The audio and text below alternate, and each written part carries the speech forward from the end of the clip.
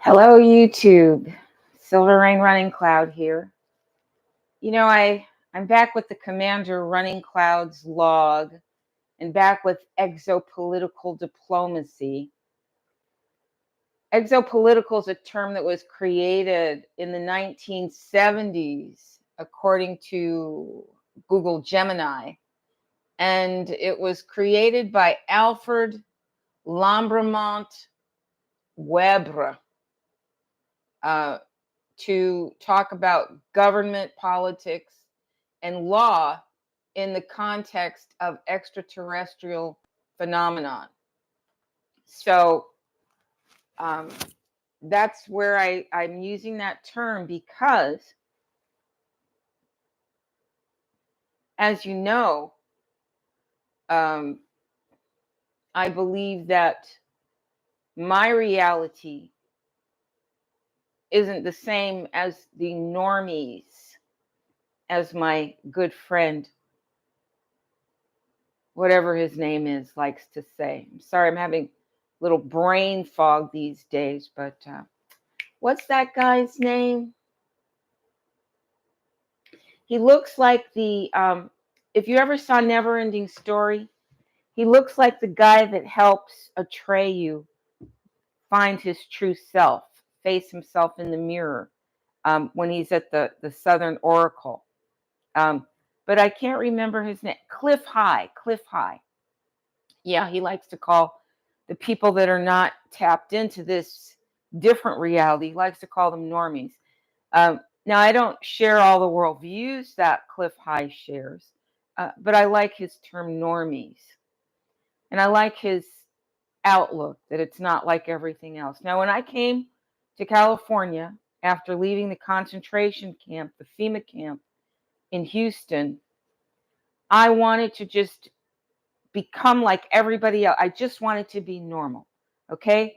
Because by then I had been tortured and terrorized and intimidated and beaten down and economically sanctioned, and I had experienced so many totally bizarre, horrifying acts of terrorism that I just wanted to stop standing up and talking. I just wanted to protect myself, honestly, and just try to, get through the rest of my life here on earth without being the target of attacks from our enemies. But that wasn't going to be. It wasn't going to be. It wasn't going to be. It wasn't going to be. So I'm back to broadcasting. I mean, it wasn't going to be. As soon as Hector, who can't afford an H, as soon as Hector Simpson at the Mizell Center let me know that the Mizell Center was only for Jews and foreign accented immigrants, and they all took great joy in watching me have to sit outside in the 100-degree, 115-degree heat while they ate inside and eat by myself. And then the police that would show up everywhere I go. I find armed police showing up everywhere I go. But I think that that's a mixed bag because sometimes they're my friends. Sometimes they're the allies of the good in the Cold War that we're in. Now, I just didn't want to get online because I'm tired of being hurt. But a couple of things happened that I really have to share with my people, with my audience. And as usual, I feel safe enough to do it because I've seen signs that I'm still protected. I'm still here. I'm still whistleblowing. And I'm experiencing the horror of this reality, just like you. But I'm still allowed to broadcast. I'm still allowed to connect with you. I'm still allowed to say, yeah, you're right. And I see it too.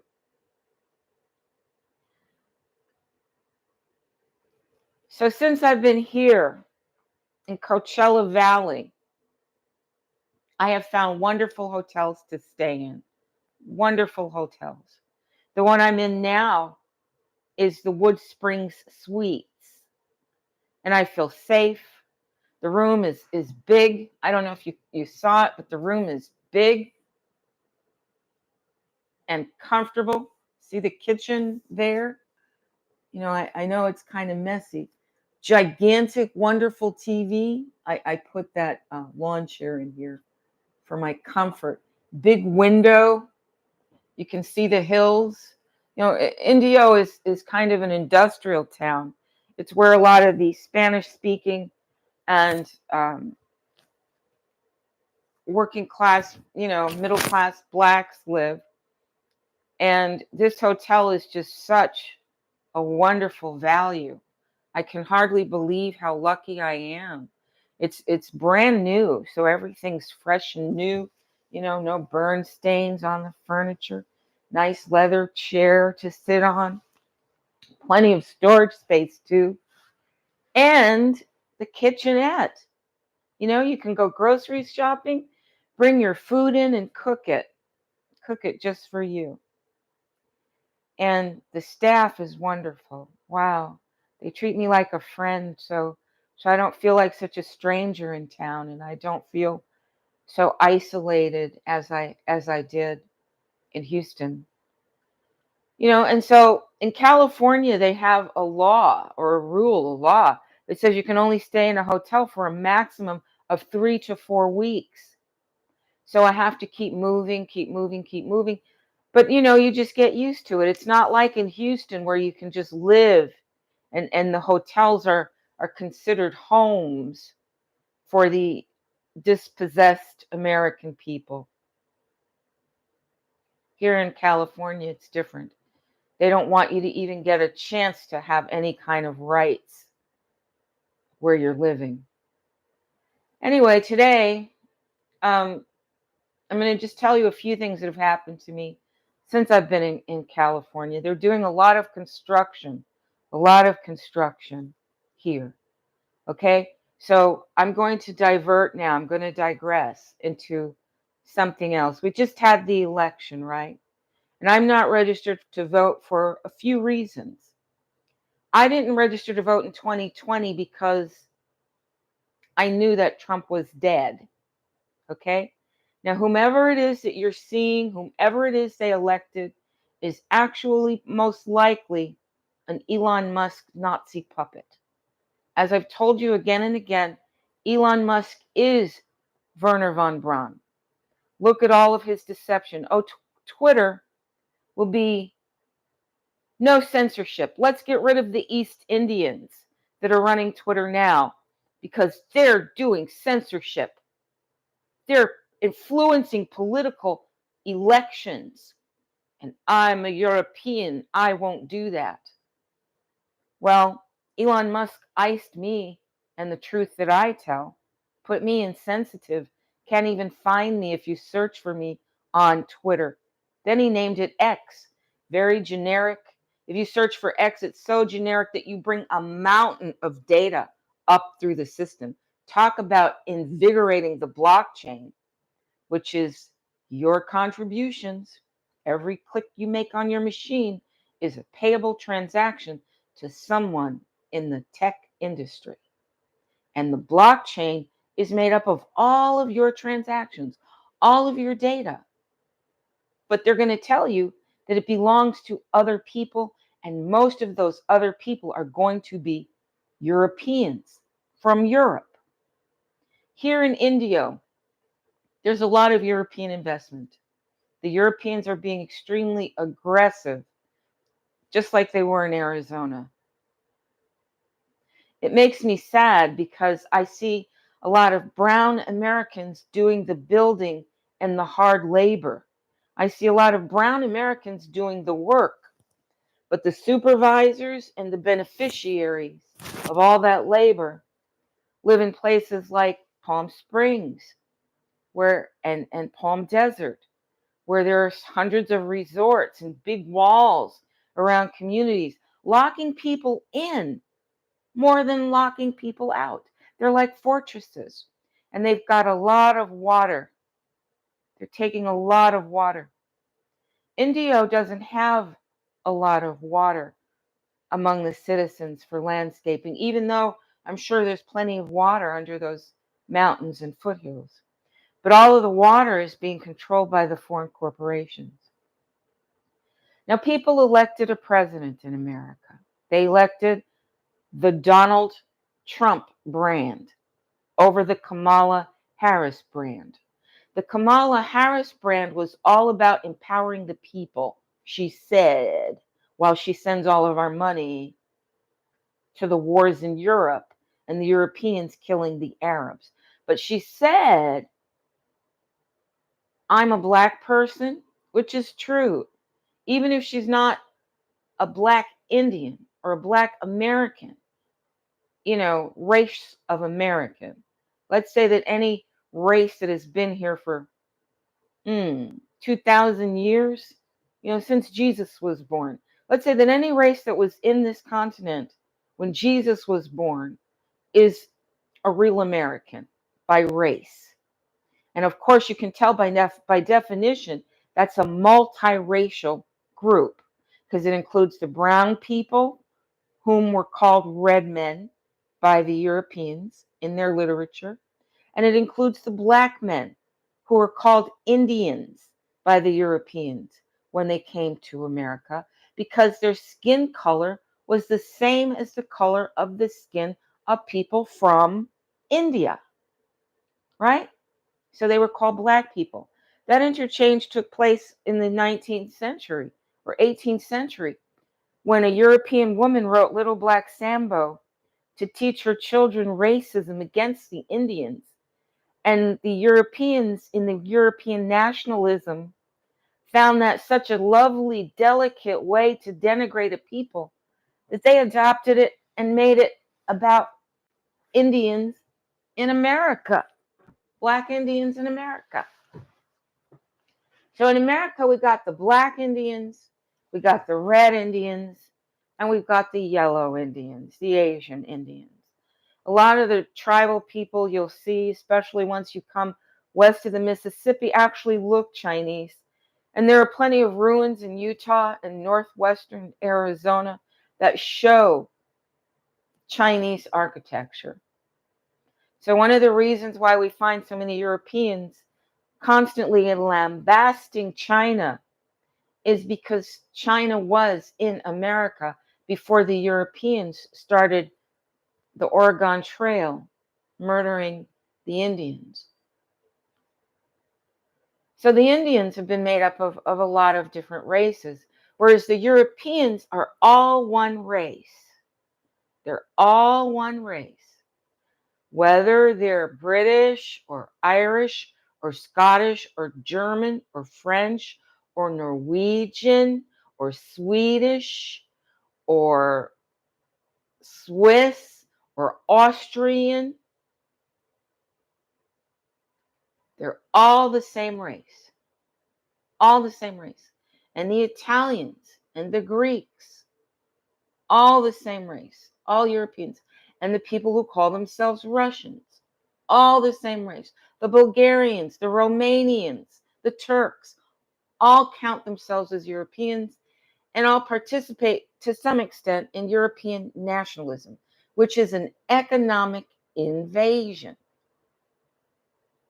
Now, since in my reality, we know that Donald Trump, the real Donald Trump, the one that gave almost $1 billion to the Arizona, Colorado, New Mexico, Utah Indians, the Four Corner Indians got almost, well, not only the Four Corner, but all of Arizona participated. They got almost $1 billion in a hand-delivered check from the previous Donald Trump, the real Donald Trump, the Donald Trump that I campaigned for from 2016 until late 2019 when he died.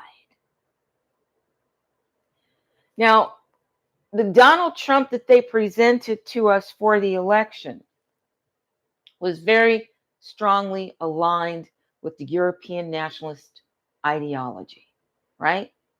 And Harris's whole agenda is also based in that. Now, there's a couple of ways to look at Kamala Harris. One is that she was loyal to Biden. And so she followed in Biden. But once she comes into her own power, she would be empowering powerless Americans. Okay? But when you look at her whole record and you study what Candace Owens' research proved, then you know that Kamala Harris is very comfortable with lying and deceit. And her roots are deep, deep, deep in the bad side of the war, the enemy territory. So either way we went, we were going to get the very same thing. We were going to get a United States of America corporation CEO who was chosen in advance. Okay? Because if you got an electoral college actually making the decision, then your vote doesn't matter. And the Trump team spent so much time saying, oh, Kamala's cheating, that you didn't notice the sleight of hand. You didn't notice the sleight of hand, right? I mean, it's childish in a way, but it works, doesn't it? I mean, I remember, little disputes with my siblings when I was growing up where somebody would set you up for something they were doing. Like they might be picking on you silently with hand signs or something. And as soon as you bop them, or start to scream, then they say, Mom, so and so hit me. And then you're the guy in trouble. Well, that's kind of the way that Trump team played this. But the first Trump, the real Trump, the 2016 Trump, he played rock music, which appealed to everybody. The Trump in the election played country music. The Trump in the election issued nothing but threats of violence to everyone, whereas the previous Trump said, I'm a great diplomat. I'm a wonderful peacemaker. I can bring peace to the planet. I can end these endless wars. The only outcome that I really wanted from the war, from the election, was not possible because it's the United States of America corporation election. And every agency in their corporation is owned by foreign Europeans. Europeans get rich, they travel the earth, they control heavy machinery. I saw people in Africa trying to do simple farming, and they have all that wealth that the Europeans are using to create products that all of us contributed to creating. We all contributed, at least in this country, to the development of the patents that protect these products. But I'm looking at people in Africa where there's so much wealth that every individual in Africa could very easily be a millionaire. And I'm seeing that they don't even have tractors. They don't even have good shovels, even though the Iron Age started there. The Iron Age started in Africa, and they don't have the latest machinery. They don't have the latest things. But when I went to Europe, I was totally shocked. I said, well, this society doesn't look anywhere close to superior. So if Europeans were working on their own steam, they wouldn't have enough to control the rest of the world. So I think that Donald Trump's campaign sent out the coded message in English, not American language, which is inclusive. But in the English language, Donald Trump let all of the racists in the world know that he was going to be the lead racist and he was going to protect their economic position. Do you ever wonder why people in England, like Charlie Ward and Simon Parks and even David Icke, are more interested in American politics than they are in their politics at home? Because they know that the United States of America Corporation is the European nationalist arm on this continent. They know that the United States of America Corporation and its sister states will be sure that real Americans are treated the same way any other colony of subjects is treated. We won't get the heavy machinery. We won't get the titles to our land. We won't get to develop our properties. We won't get to be represented in courts. We won't get to be anything but citizens of the United States of America Corporation, which isn't even an employee. A citizen of the United States of American Corporation is a subject of a monarchy, is a slave on the plantation called the United States Corporation. So whether Harris or Trump won, it's the same for me. It's the same for me and my people. It's the same. And they're all very happy because they say, yay, we get to control the assets of America again and continue the genocide on the American people. Okay? Continue the genocide on the American people. Let me remind you that this conversation is called exopolitical diplomacy. I'm not really talking to the normies on this planet. I'm talking to the extraterrestrials that know what's going on. And I'm giving them inside intelligence on the systems that are being deployed against the citizens of America. You know, I couldn't collect my Social Security without saying I was a citizen of America, despite my desire to follow Brandon Joe Williams. But if I follow Brandon Joe Williams, not being an European, they will crack down on me. They will crack down on me faster than the Mizell Center sent Hector out to get rid of me. You know, Hector tried to get me in private to talk to me like this and talk to me like this. He tried to get me in private to violate my rights. But the net result is all of the entitlements for free lunch at the Mizell Center, even at the Indio Senior Center, goes to the Europeans, especially the Jews. The Jews have their synagogue there at the Mizell Center. They even have a rabbi, a woman rabbi, how radical, coming in on Sundays.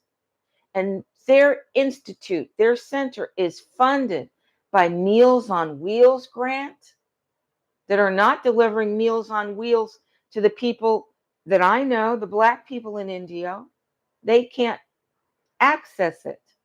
Just like when I go to access a free lunch at my Zell Center, I can't access it. And I get the whole community coming against me. You know, a man there asked me out on a date. He said he was Scottish and, I don't know, Irish or something, I don't know. But lived in America, born in America. And this guy, Richard, he asked me out on a date and he called me up. And when he called me up, he kind of said, well, you know, why don't you come over? And I sort of thought, my goodness, that's very forward. And he said, you know, you look so good every day. Did you used to be a model? Are you a model? And I was like, well, you know, I do a little modeling sometimes, but not professionally, you know. I pose. And so I took him seriously and I kind of gave him my interview, you know, are you on any medicines? Are you on any psychiatric drugs? Do you drink? Why aren't you married already? Have you ever been married? Where are you from? What did you do? You know, I gave him kind of my interview. What do you like to do? Well, he said he liked to do things like play pickleball because he lives in one of those communities, with I never heard of pickleball. And that's one of the things that makes me think I did some timeline shifting. Excuse me, I have the hiccups. Because I never heard of pickleball before. I saw pickleball rackets on Amazon. And I was like, pickleball, what's that? But it's very popular here. And he says, you know, that he plays golf, he plays pickleball. And so I was asking, well, how did you make your friends? And he says, well, they live here. You know, so he's in one of those gated communities with behind the walls where they have water features, beautiful walkways, plenty of grass, big fat old palm trees from the irrigation system, from all the water that they're confiscating and hiding. But he asked me out on a date, and I said, well, listen, The only thing we both like to do is go hiking. So you say you go hiking at 7:30 in the morning. Let's go hiking Wednesday morning. This was a Monday he's talking to me.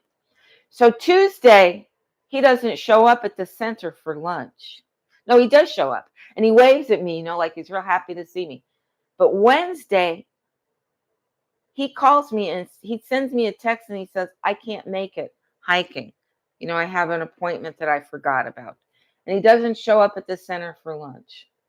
And I never, and I just let him know, that was around the time that Hector and the board of directors of the Mizell Center decided to refund my $35. They charge $10 more than the other clubs, and say, we don't want you here because you won't let us kick you out in a big scene.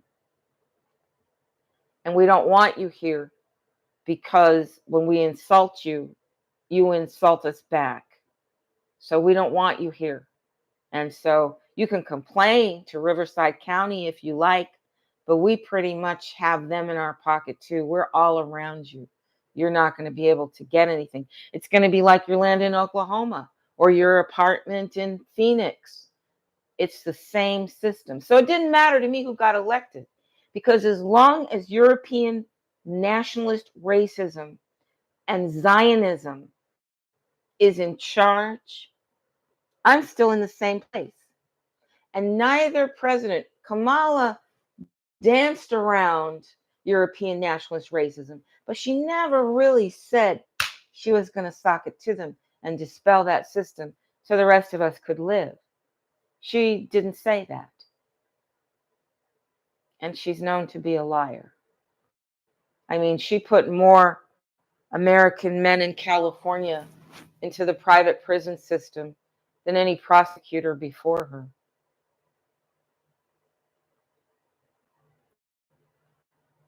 I have so much to tell you, and I'm trying to present it in an organized fashion.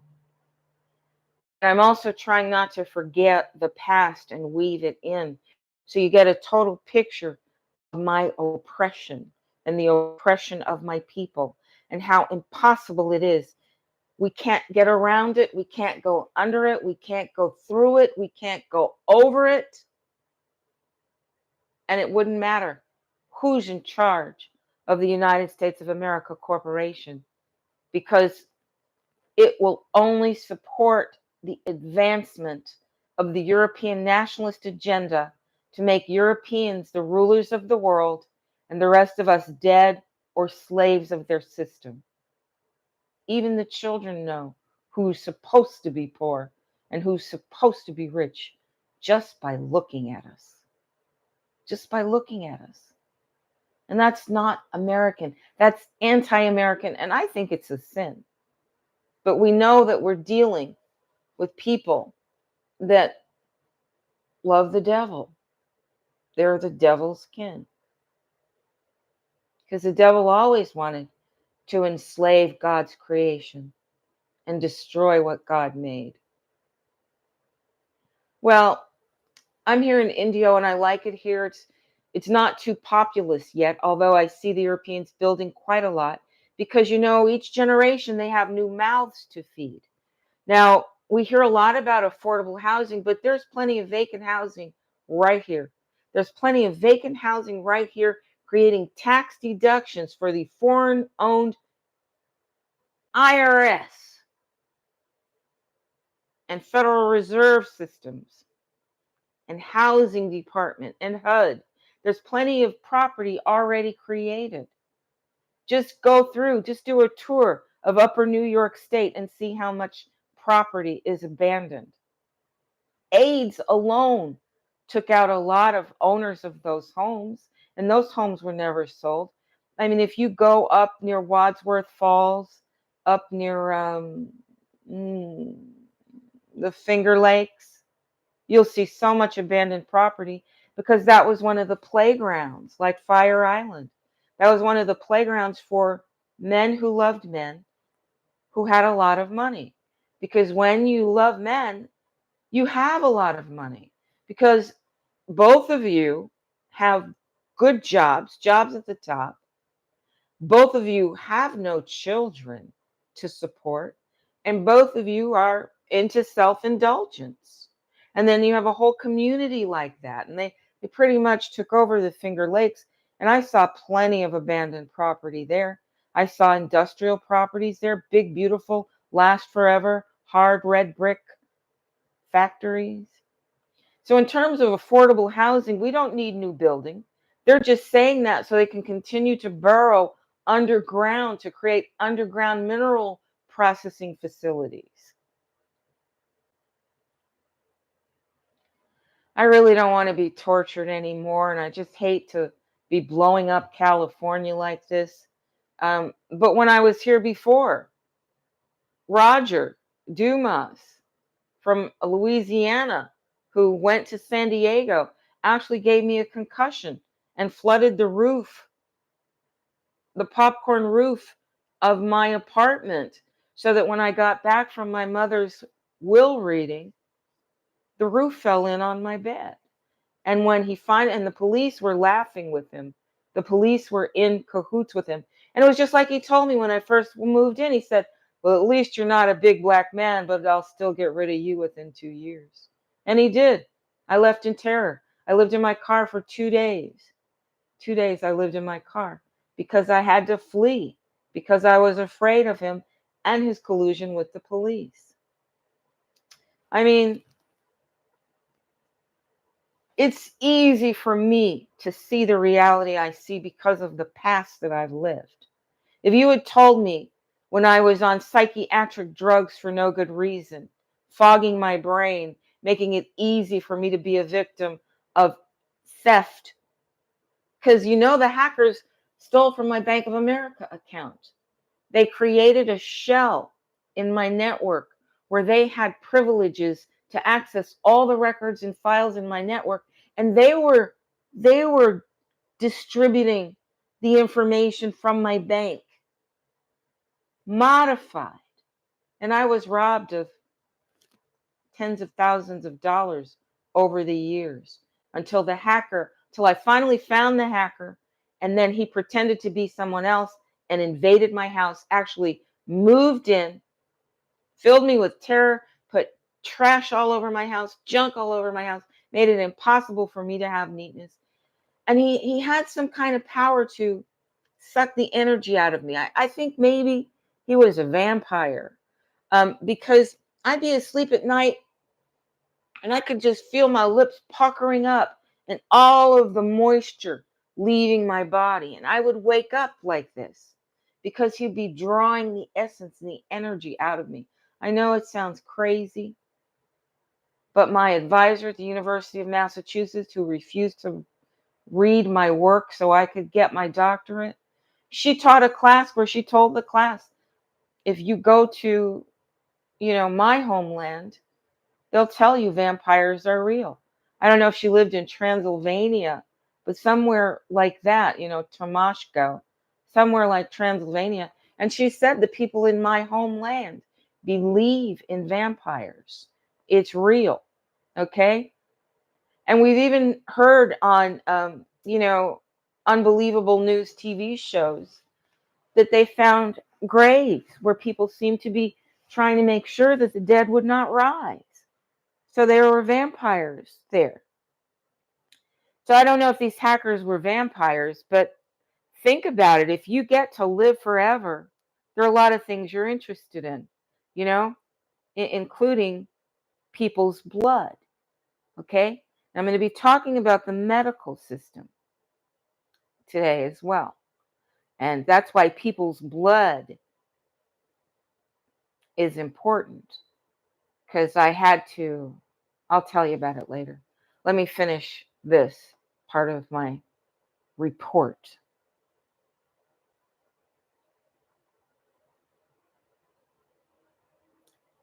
My bank account at Bank of America was robbed.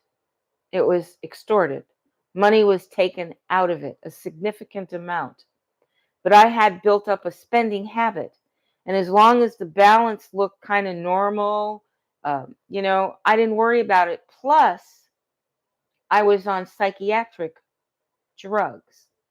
Okay? I was on psychiatric drugs because around the time I was plagiarized at Yale, I didn't know I was being plagiarized. I just knew that the powers were against me and that I was being obstructed from reaching my dream career.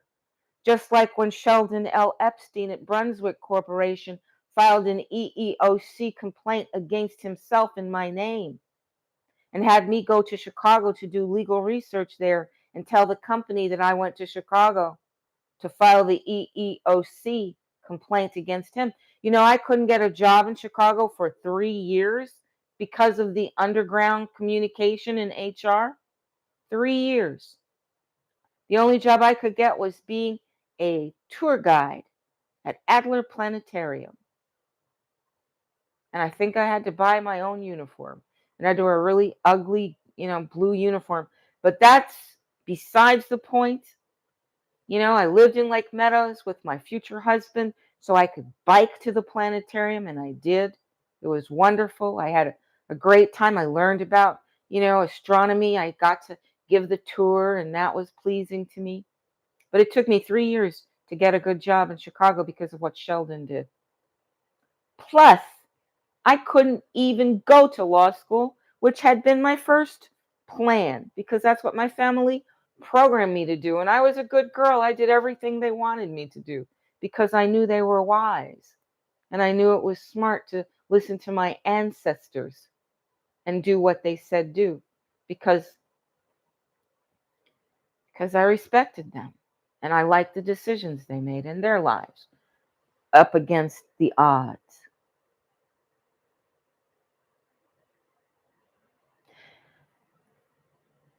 I couldn't get a reference from Sheldon L. Epstein after 4 years of working as a legal trainee in the law department at Brunswick. After 4 years of summers working, writing the letters, making the files, doing the research, shepherdizing cases, doing everything a patent lawyer does except communicating with the patent office and examining the drafting diagrams. I would look at them, but it looked like such small things that were being patented, screws, nails, that I just it didn't really appeal to me. And I wasn't an engineer. But Sheldon Epstein, if I didn't have a recommendation from Sheldon in my law school application after working there for 4 years, what would you do if you were on an admissions board? Even if you weren't in Sheldon Epstein's club, like President Shapiro and President Levine of Northwestern University, who let Sheldon L. Epstein teach in the Tech Institute as a patent lawyer, as a volunteer. They let him volunteer. When the board did not approve him as a professor to teach, a lecturer to teach a second term, Levine and Shapiro let Epstein teach for free so that he could have access to everything that the students in the Technological Institute at Northwestern University were producing. He was right there in their faces, in their system. And he'd already proven through me that he could steal from Northwestern University students and that they wouldn't even find out. And then he could do all of his patents in Israel and people would never even find out that they had created something notable and that they were entitled to royalties and payments. They wouldn't even know because Sheldon would sell them out, steal and sell them out.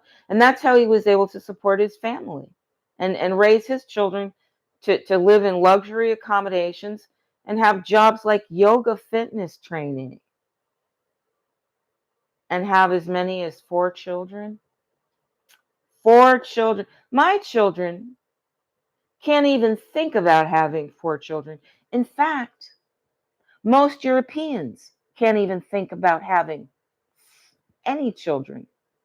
I talked to a dear European friend of mine.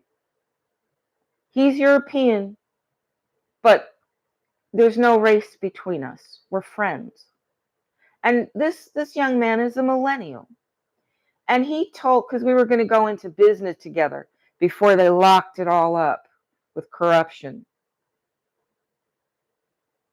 We We were going to go into the marijuana business together with fresh crops, organic fresh crops, no additives, grown on we had another friend who was actually farming marijuana, and we were just going to all go into business and start our own company. But then the state of California government got involved and started selling the franchises and demanding retailing, and now they're dismantling it.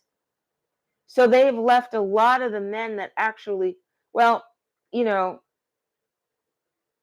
rappers did a lot to help the weed industry grow, but it would have grown by itself. But outlawing people even creating gardens on their own, legislating it, had so much benefit to the European nationalist private corporations benefiting our enemies in Europe. So they can travel. But I've talked to young European Americans, American first, because of the state of their heart. And they said, I can't have children. I can't have children. I can barely pay my mortgage. I can't afford children. How could I send them to college? How could I send them to private school? How could I help them grow up? I can't afford children. So the whole millennial generation, pretty much flat growth in terms of population. You think that's by accident? You think video games came along to program their mind and shift their attention to cyberspace? You think that was an accident? You think genocide by controlling the economy is an accident? They tested it all on my people in real time before they automated these systems. Okay? Now, if I hadn't been subjected to the life that I've been subjected to my entire adult life, because I met Sheldon the week I turned 17. If I had not been subjected to these kinds of disruptions of my progress, disruptions of my ambitions, and sabotage of my achievements, well, I wouldn't be here talking to you like this. I would be in the system. I would be happy. I would be a success, right? Because I wouldn't have asked too much questions. I wouldn't have known too much. I would not have faced what I faced. But after Sheldon sabotaged me, I go into computers, right? It took me a long time. Had to go to little night school, but I finally get a career in computers because I realized by studying the occupational job outlook that computers are going to be a career that can last me for the rest of my life, and a constant learning experience, constant achievement experience, which was important to me. But when I tried to leave Illinois Bell, a graveyard, a total graveyard for ambition, a place where you just get some golden handcuffs and hope to keep getting that paycheck and put in your 40 hours of slave time and sit in your cubicle to pretend you're working while maybe you're knitting, maybe you're reading a romance novel, maybe you're doing your graduate school work. Whatever you're doing, you're not doing the work because there wasn't enough work to do. And there was nowhere to go if you were succeeding. There was a time you had to wait a certain amount of time. Well, when I saw that Illinois Bell wasn't going to promote me, even though I was the highest achiever in the department, more work orders, and that they would sabotage my review by not counting all my work orders. But Inroads Inc. taught me make copies of every work order, of everything you do. Make a copy for your file. So I had a copy of every work order, the sign off, the amount of time it took me to do it. And when I came to my boss, Charlotte Meltzer, who lived in Lake Forest and was getting an executive MBA, which you can get without a college degree, who used to look at me like this every time I talked because she found it difficult to keep up with me when I was speaking professionally to her. Well, Charlotte Meltzer decided she would only count a certain amount of my work orders so that it would seem that I had come in under the quota instead of exceeding the quota. But when I transfer from her department, I transfer to her buddy, Jeff Rowe, and he screws me over even more. And I end up going to an interview for AT&T. Okay? Now I replaced a guy in Jeff's department. When I got transferred to Jeff's little section, I replaced a guy a grade ahead of me. A guy who got, and his old clients said, "We are so glad we have you because that guy couldn't do anything." But do you want to know where he went? He went to Western Electric.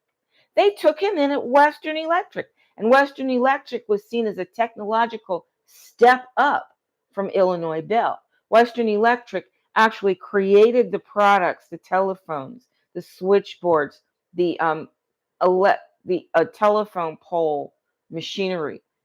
Western Electric actually created that stuff and sold it to Illinois Bell until antitrust broke them up so that they could each become more powerful. Why hasn't antitrust done anything about Elon Musk? Because they're a privately owned European nationalist organization that doesn't really do what they say they're going to do when they're talking to the American public. They don't make sure that people cannot hold monopolies. They don't make sure that people cannot transverse lines of business to create a matrix of control through private ownership. Right? But the antitrust department doesn't do what it has to do. But it did make a giant step with AT&T, only to let AT&T go underground and still have great control over the entities through boards of directors, through federal and state agencies like Illinois Communications Commission. All these things under the control of the enemy that make everything look official and that have levels of control to make sure we all get funneled into their system and are forced to be there by the laws and regulations and policies set by supposedly independent agencies that are not independent at all. Why is Elon Musk allowed to violate so many antitrust? I won't call them policies or regulations since they're not being respected. But so many elements of a true antitrust system are violated by Elon Musk. And all his fans just keep saying, "Go, Elon, go. Go, Elon, go." I mean, we wouldn't need Elon Musk to create a $10,000 box house if he would stop stealing the land that belongs to me to build his mega factories and his underground mining for lithium and his underground mining for silica. If Elon Musk would stop stealing from America, we wouldn't need his housing solutions that are possibly affordable so we can live in little boxes with no toilets.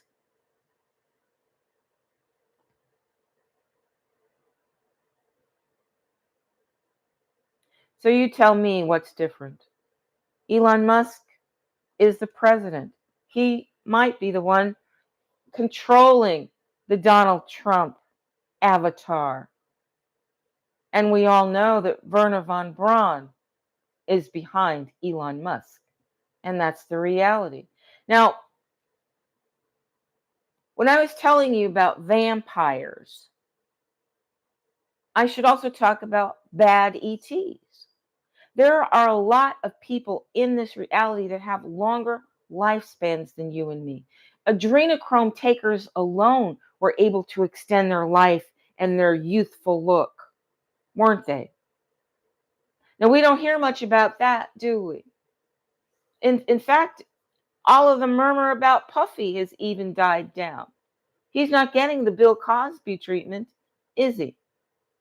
But we have to understand that there are people coexisting with us who have longer lifetimes than we do and different genetics.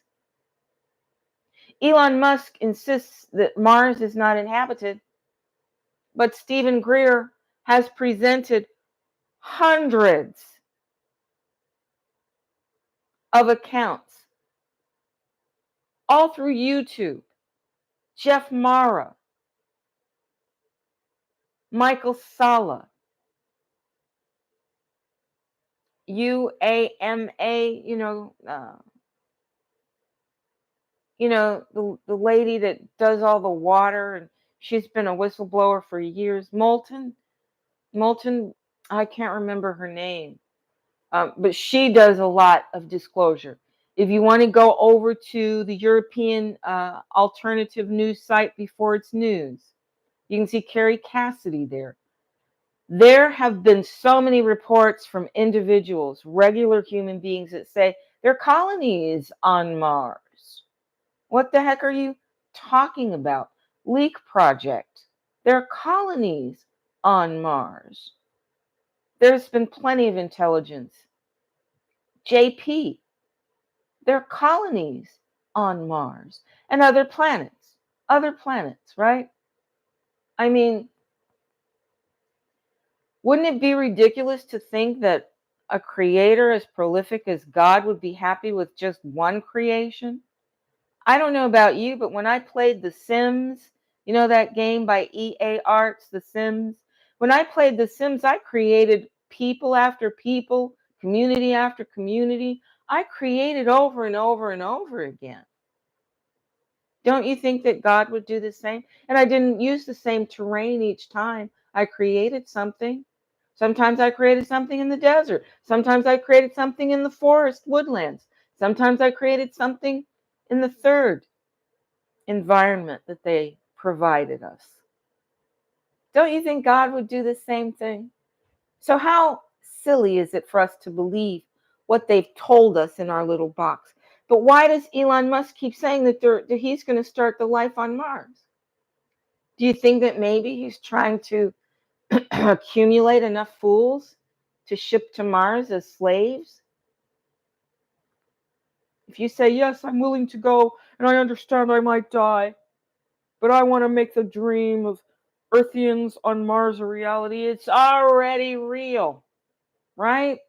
Just like the moon being a base, being inhabited, real.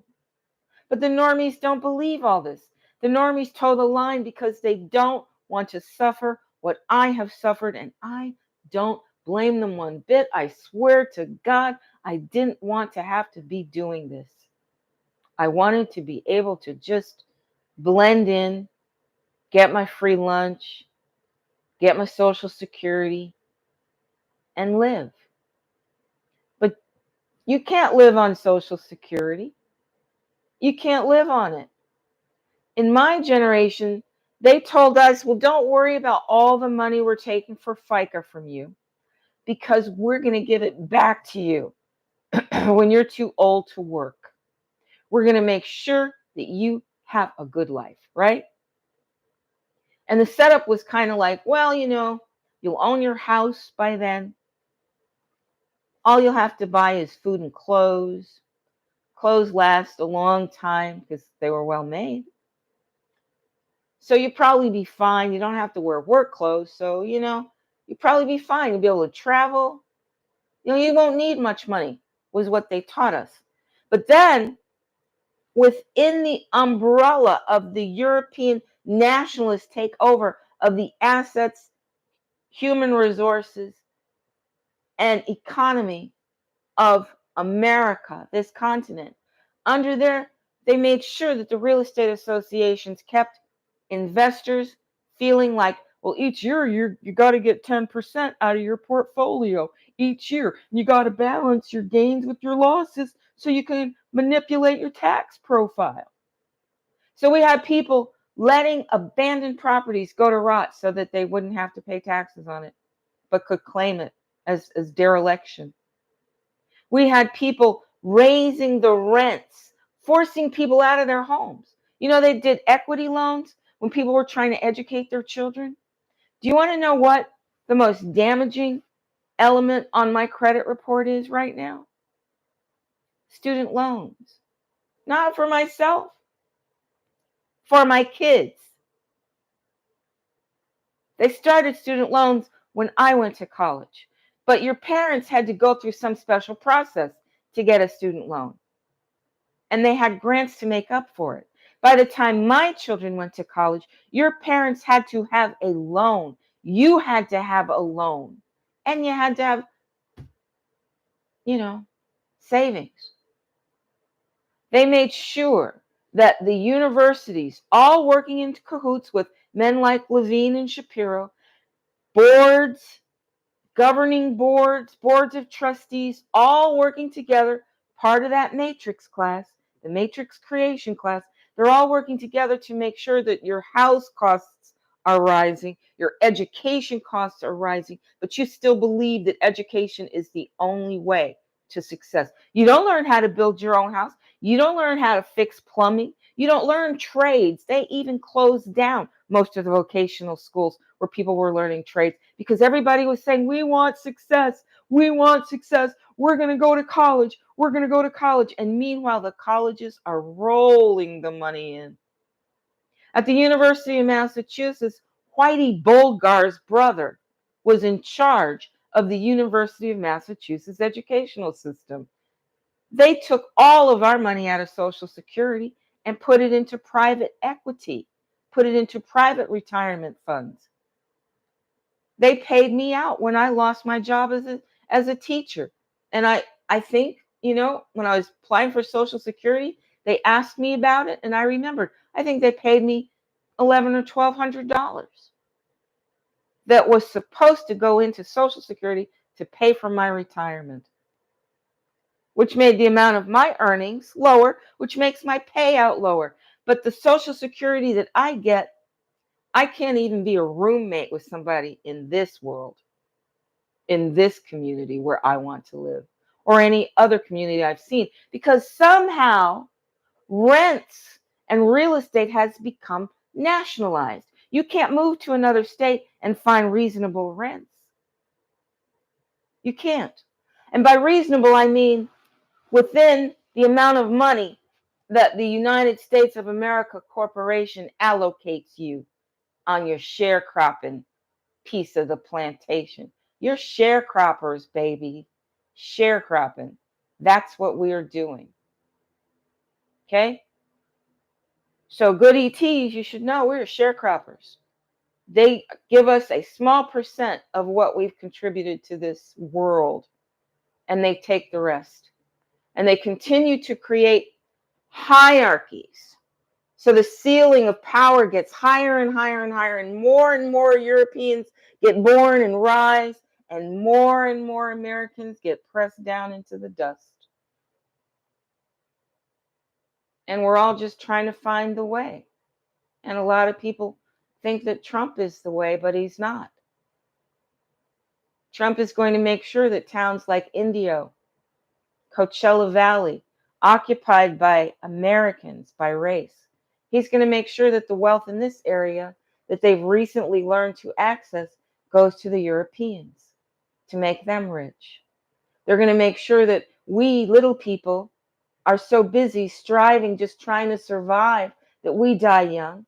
We suffer more illness. We have less defensive capability through law, through money, through physical security.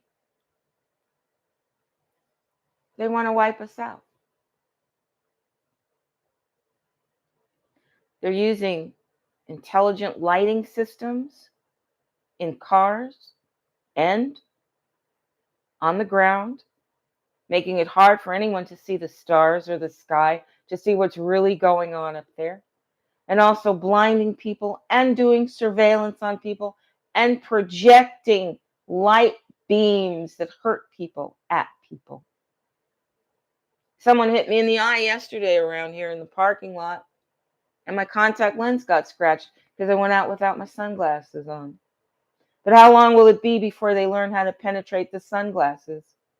I mean, I'm finding the same level of enemy here in California, building momentum, that I found in Arizona, Utah, Colorado, San Diego, and Houston, and Connecticut. Because I was telling you about the Bank of America in Connecticut. and how the hacker moved into my home, and how I don't even think the hacker is human. I really don't. But this guy, he was working with the New York State and New York City police force. And sometimes I think he's an ally and that he was stealing the money to support the good side. But all I know is I didn't notice. Okay? Why didn't I notice that I was being robbed? Because it wasn't even pilfering. It wasn't even pilfering that was happening. But back then I was getting more money. I was getting 25% more money than I'm getting here. And I was broke at the end of every pay period. I had no savings. I was being robbed. But I didn't notice. Did I not notice because a vampire was glamoring me? Did I not notice because there was a smart box outside of my house sending in mind control beams? Why didn't I notice that I was being robbed until 2 years ago? When I said, hey, how can I be living, paying all these bills now and have no savings from all those other years? What happened to my money? Well, I don't spend a lot of money. I just don't, because I've never had a lot of money to spend. I've been poor all my life. Sheldon L. Epstein paid me $4 an hour every single summer that I worked there. I had to work from the day school ended, my last exam. The day after my last exam, I was at my desk until 3 days before class started because I had to go buy my books and get settled in my dormitory room or my room, wherever I was living at the Y, wherever I was living that year. Sheldon made sure I didn't have enough money. Oh, his kids had cars, but he made sure I couldn't have a car. He sure did. And he made sure I couldn't be a lawyer by sabotaging my career, by not providing me the recommendations. Excuse me. And he not only sabotaged my career to become an attorney, but he also sabotaged my career to get a job. 3 years? 3 years out of college? And you're independent? What? If I wasn't living with my husband, I don't know what would have happened to me. If he hadn't taken me in, I don't know what would have happened to me. And I don't think that he wanted to have a live-in lover that early in his life. He just had to make a choice because I didn't have anywhere to live. I couldn't live with my mother. She was raising two psychopaths. She didn't want anybody in that environment. She knew by then what she was dealing with because they'd been kicked out of all of the private preschools. And their father was a neurosurgeon. So they had the money for the school. They had the class for the school.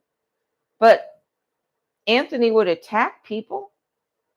And Andre, I don't know. They were both psychopaths, it turns out.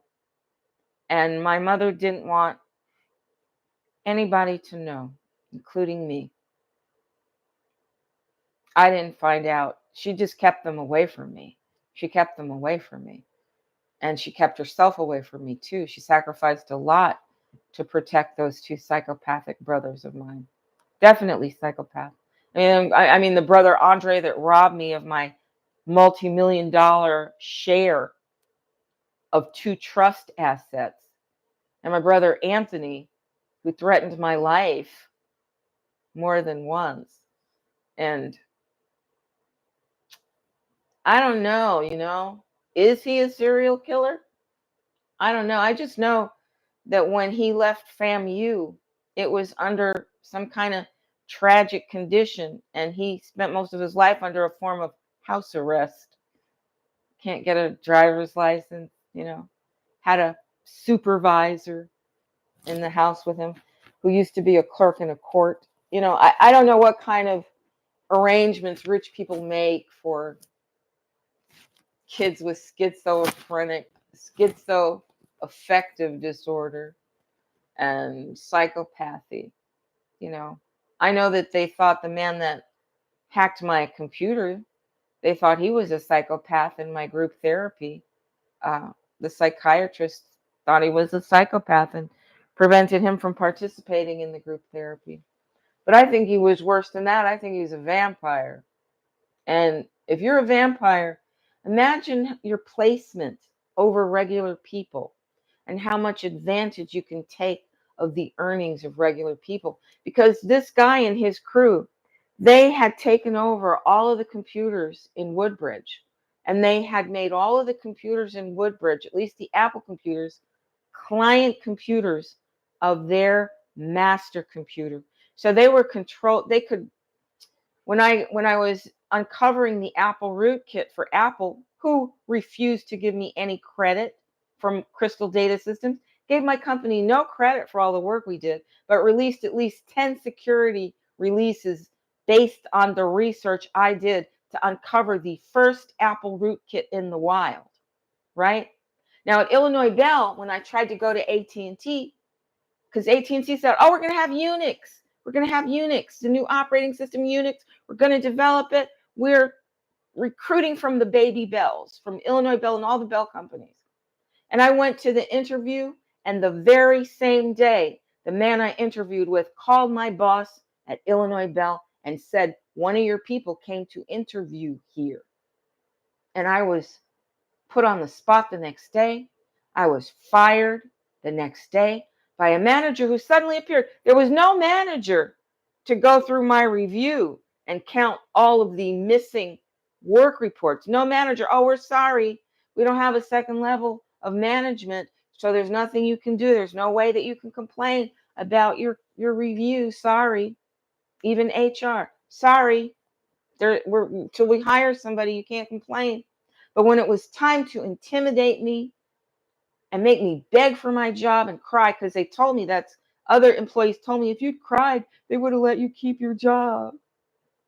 You see, but I felt like, thank God, because I never would have quit. I would have kept trying to do better and better and better, because I'm not a quitter. I would have believed you when you said I don't understand programming. So I went out and bought a book and showed it to my boss. I mean, anything they said I was doing wrong, I made up for it and gave them the proof. And the other guy, the guy that went to Western Electric, his clients told me, "Oh no, you're leaving? We were just starting to get ahead on our agenda. Past 2 years, we didn't get anything done. You've done more than we've gotten done in years." That's what he told me, Joe. But I felt like, dude, these MFs are not going to pay me, and they just fired me, and I'm blessed because I wasn't going to quit. I was going to suffer because I wasn't going to stop being ambitious. How could I stop being ambitious? I was ambitious enough to study all through high school instead of partying a lot so that I could go to Northwestern, the top 10 school. And that wasn't enough for me. I worked myself up, go to night school so I can become a computer programmer, the top earners. I was in the 1% of earning women. Now, there were women who were rich by inheritance, but among women that worked for a living, I was in the top 1% in the 1980s. Well, not all through the whole 1980s. Because after I had my babies, things changed more than a bit. More than a bit.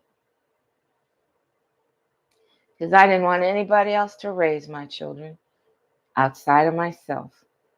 After, a year and a half, 2 years with my son while I was working, I wasn't going to let anybody touch my daughter or take care of my daughter. I even volunteered at their schools, their preschools, so that I would be there, so nobody could do stuff or affect the confidence or minds or self-image of my children. I even directed a musical for the Montessori of Holy Family School for a fundraiser. We did a big musical. One of the other parents, one of the other mother and father wrote a script, and we used songs, popular songs, and we performed a musical. And my children were in it. and I was the director and the MC. So I made the most of my time. I'm ambitious. I make the most of my time. Excuse me. Despite Julius Caesar, through Shakespeare's warning about the dangers of ambition, I was ambitious. My mother was ambitious. My grandmothers, both of them that I know on my mother's side, ambitious, ambitious, ambitious. All of my father's people became teachers, which was the top of the social stature in our communities in Oklahoma and North Carolina. My great-great-grandfather founded the town of Lima, Oklahoma, and taught his children Greek and Latin at home. And they became teachers, my great aunts. So ambition is in my blood, high achieving, reaching my potential, setting new goals. That's my character and my upbringing. So I didn't change it, but it did enable me to see the different ways that the European Nationalist Organization makes you fail. Now, let me just get back to Connecticut and Bank of America. This person was going through people's bank accounts and siphoning off the money and presenting them with false records. But from my experience when I realized what happened to me, I still had time to get those records. I think they could give me 5 years back in records, even though you figure a bank must have records from their entire lifetime if they're anything like Brunswick Corporation was, but they'll only let the consumers access a few years back. So I accessed enough to get at least the last year of the extortion through the internet of my Bank of America bank account. And through that, when I said to the bank, send me every paper, every statement, they sent me a bolt of blank paper. Okay? Just like if you've got, if you're paying off a ransom or blackmailing somebody or something, and you put $100 bill on top and a rubber band and every other paper is blank, that's what they sent me. They sent me a cover letter and nothing but blank paper. And I paid $15 for that. So that's why I know that the Bank of America officials and managers were involved in the scheme. And the reason I know that the bank officers have that much power is because when I was at the bank in Arizona trying to get a small business loan of $10,000 to promote my book, despite the millions of dollars that my stepfather, Isaac Martin Tepetti, and my mother, Llewellyn Latimer Green Tepetti, put into that bank, and my ex-husband put into that bank, despite all that money, Edgar Loema, a South American or a Mexican, sat in the office and said, we won't even talk to you about a loan unless you have $1 million on deposit. Well, that was the bank officer, bank management, violating the law, violating banking principles, making sure that I would not be able to enjoy economic success. And then there was the other bank at the other end of Bell Avenue where I go to get something notarized. And what do I find out there? I find out that the bank manager is going to ask me in public, why are you here? What are you getting notarized? And I'm like, none of your business. And it's not the business of any of these other people. And he didn't ask anybody else, what are you going to do here? But he felt that he could violate my privacy. And when I sort of put him in his place and said, well, I'm here to see the notary. What do you want notarized? I said, well, that's not something I'm going to discuss with you. Well, he got so offended. So he went into the notary, who was, a brown American woman, and they wouldn't notarize and validate my identity. I had to go to a different Bank of America to get the notary. And when I called the notary public agency, a woman with an Israeli accent mocked me and refused to take the report. And that was when I had the further confirmations. The associations protect wrongdoers in the profession. You think that the association is there to take your complaint and enforce the rules on their population, But you don't pay those association dues, do you? The members pay the dues and the members get protection. Real estate associations are the ones responsible for control, for nationalized price fixing, because they all work together. And you think when I went to the real estate association in Arizona to join, and I paid them $2,500 to the Troutman family for they stole my first lead. The first lead that I had, they didn't help me develop that lead into a sale for a commission. They stole it. Because if there's a fixed population. And if you're in real estate, you know that population. I mean, I remember driving through the Finger Lakes and the Germans living there, the Mennonites living there, the Germans, they had maps of every Mennonite home. They had mapped out every Mennonite home. So they knew where they had real estate, where they had property, and they could see themselves grow and expand. So the idea of people knowing where you are and what your race is and where you live, it started with the census. The census has race on it for a reason that's anti-American. The census has race on it so they can target non-Europeans much better. I mean, my family in North Carolina, Mary Deck, she had her own house. Martin Edwards moved next door. Next thing you know, my grandfather is born, mixed race, Indian and European. And his father treats him like dirt. And the next thing I know, he's fleeing the land. Okay?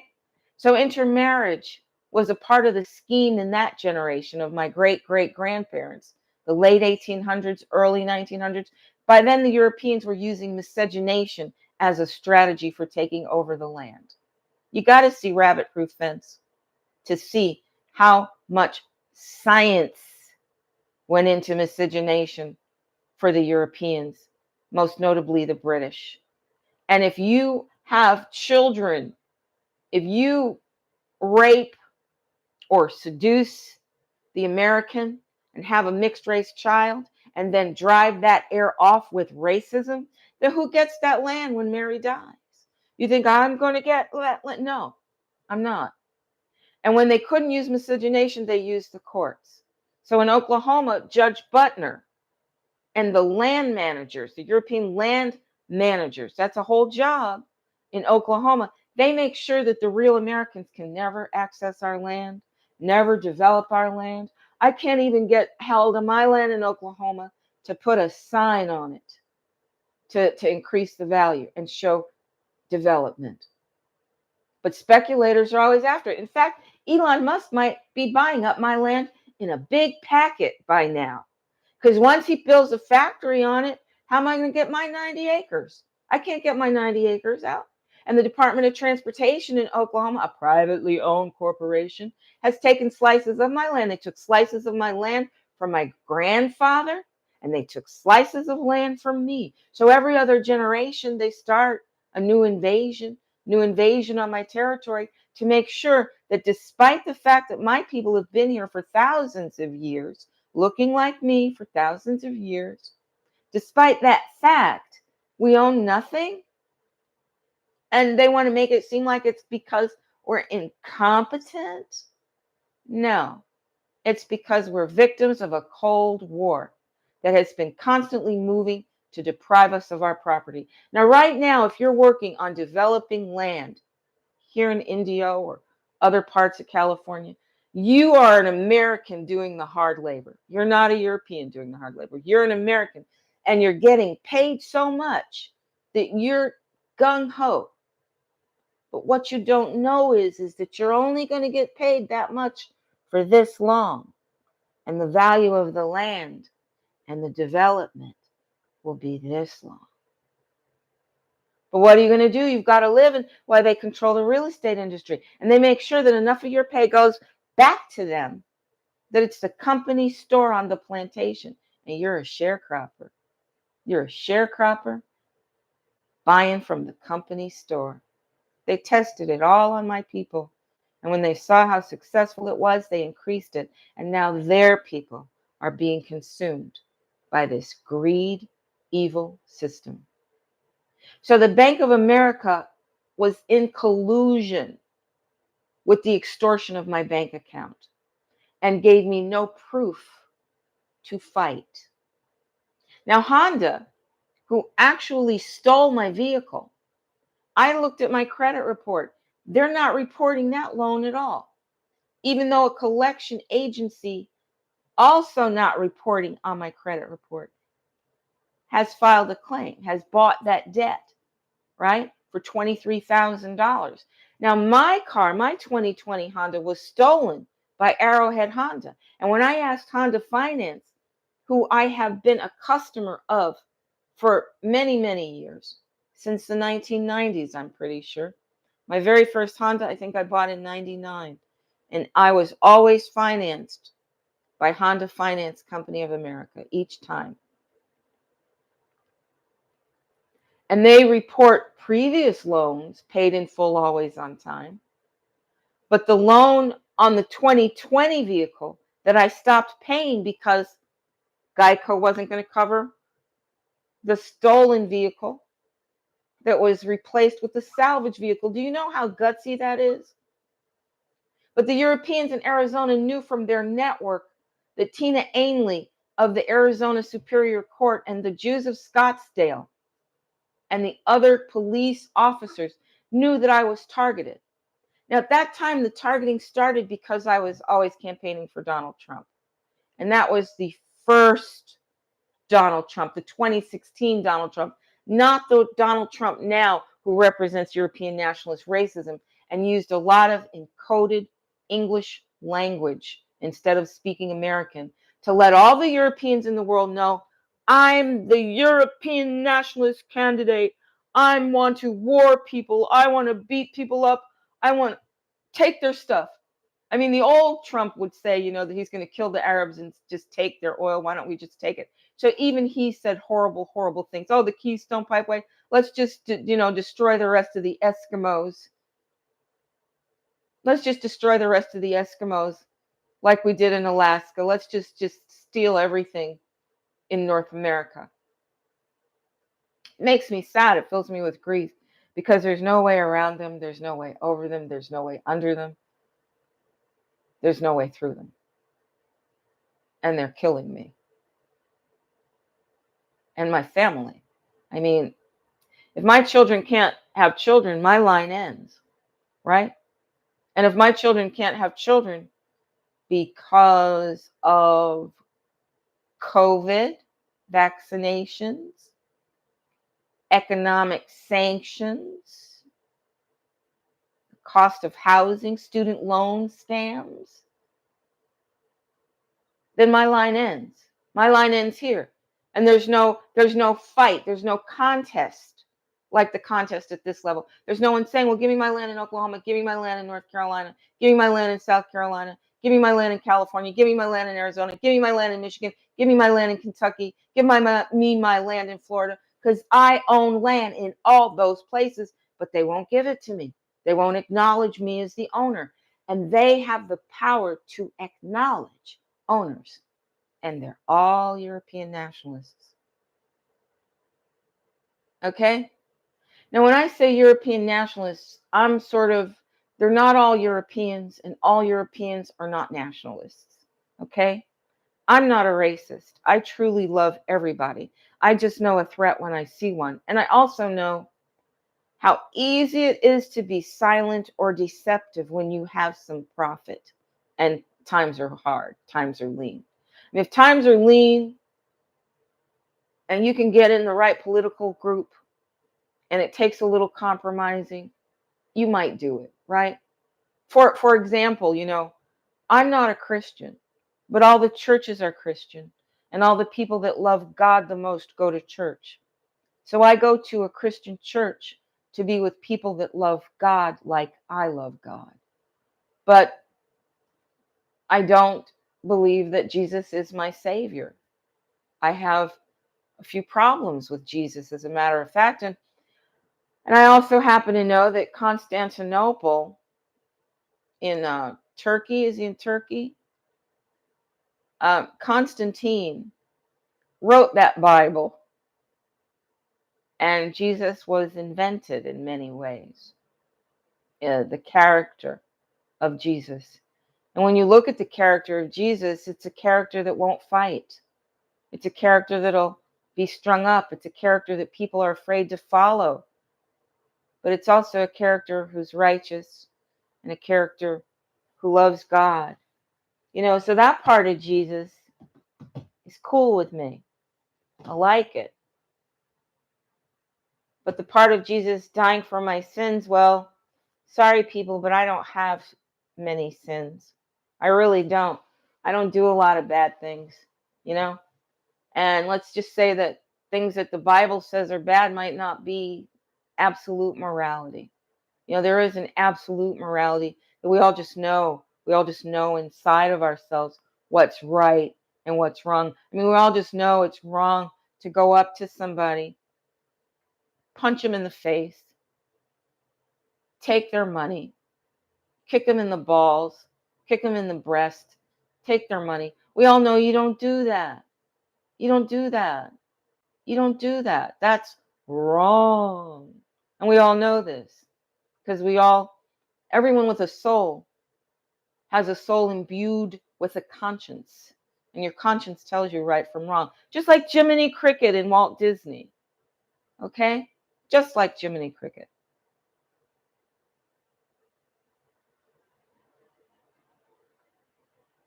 Okay, I don't want to go down the Elon Musk, Werner von Braun, Walt Disney rabbit hole again because to me, Walt Disney was good. We enjoyed most of those shows, except the shows of the Europeans, in the woods. We didn't really like those too much. Or the Cowboy and Indians, where Europeans are murdering my people. We didn't like those shows too much on Disney, but we did like the cartoons. And, like the Wizard of Oz kind of fantasies. Okay, I want to get to the next topic. I think that I've just kind of straightened out that ball of yarn that I just gave you, as sort of a preface, sort of an introduction, sort of to let you know why I'm here.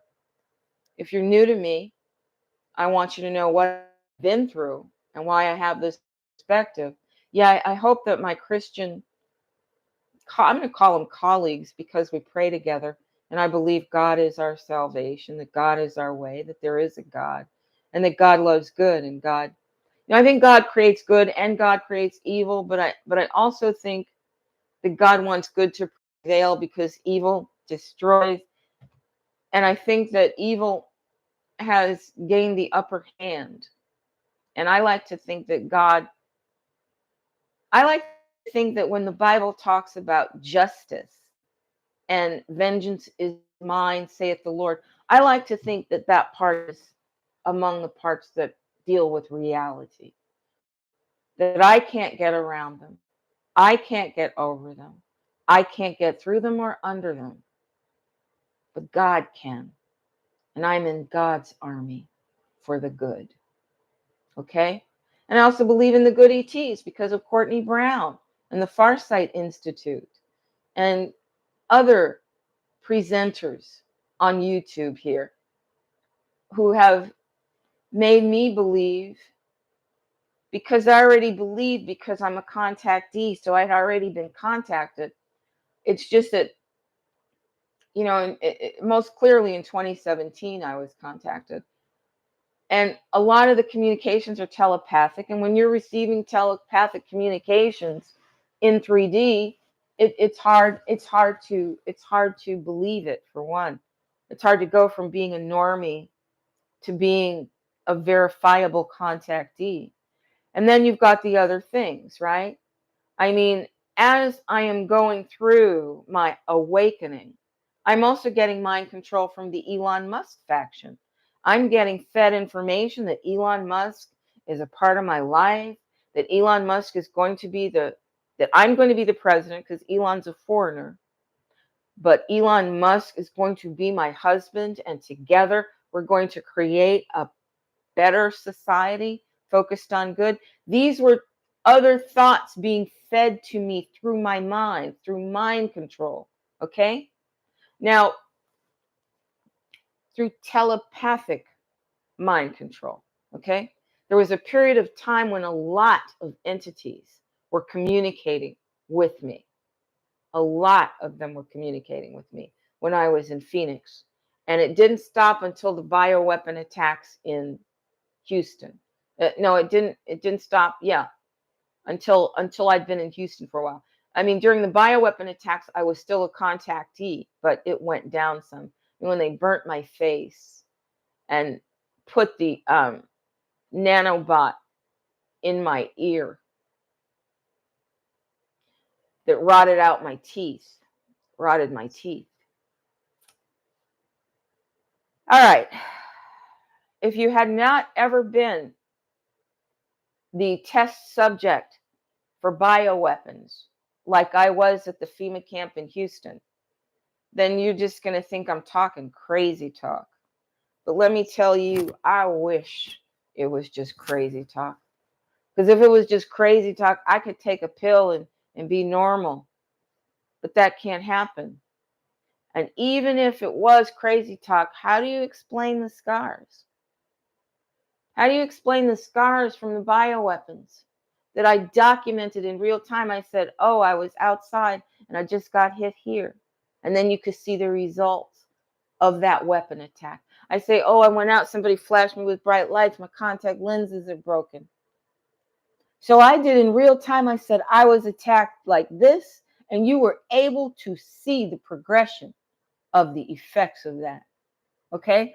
Now, because I'm not there anymore, it seems that I'm ahead of a lot of the effects from the bioweapons.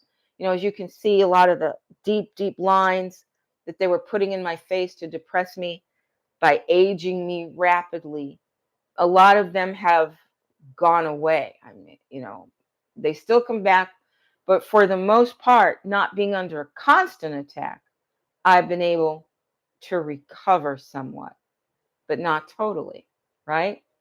And like I said yesterday, I was out without my sunglasses, and they had some bright lights down by the store where they're very, very mean. The Mexican store, very hostile, very mean. I mean, I go and shopping there. I don't even want to think about it. I don't even want to think about it because I might go back there. Their food is pretty good, even though they changed the prices for me. Yeah, they had one price, and the manager came out and said, oh, that's not the right price. So they charged me double what they charged me when I first went there for cooked Spanish, for cooked brown American food. Yeah, cooked brown American food. I don't use the term Latino or Hispanic because Latinos are Roman. We don't have that here. Hispanics, Hispanic, also Spanish, also colonial language, English. But in America, they're called brown people because we're doing color coding, right? I just call them the brown people. But their race is American because American is multicultural by definition. So the Americans that speak Spanish are not always very kind because they see all people that speak American English as enemies, potential enemies trying to take their land. But they're really getting screwed right now, and they don't even know it. That all this new construction coming up, it's not going to benefit them. They're doing the hard labor. Just like on the East Coast, the Black Indians did all the hard labor, and then the Europeans said, look what we've done. And they move in. But they did not do the actual labor for all of it. They're often the managers and supervisors and investors and boards of trustees and boards of directors. They're usually hidden. And they usually live in communities that if you even try to go near their communities, the police will come for you, and their local community guards will follow you around, and you will be abused, rudely treated, just like the young man we saw in Roland Martin, who actually lived in the community, and I couldn't understand why they were saying, well, I live here. You don't have to live in a community to walk on a public street in America. We're not We're not like that. We're not like that. You don't have to live in a community to walk on a public sidewalk, a public work sidewalk, but they're creating this language that you can only walk in a place where you live. Well, you can see plenty of places where the geography makes that the reality. And you can see plenty of places where the way the housing is built makes that the reality. And I documented all of that on Twitter. But Elon Musk, the no censorship Nazi, wants to make sure that that wouldn't be seen or heard, so that the people around me wouldn't start to think like me and wouldn't know. And then by showing what happens to people that think like me, that we'll be put in a FEMA concentration camp, we'll be robbed of all of our inheritances and assets. The people we love will be put under economic sanctions, and we'll be made to do a great deal of suffering. And that will be our reality. Well, people don't want that. I don't want that. But here I am, blowing the whistle again, telling my story again. And now I'm going to actually get to the point. Okay, we're like an hour and a half in, but please remember, I didn't even want to come on, and the kind of things because I just want to be normal. I just want to be able to relax and have a normal life.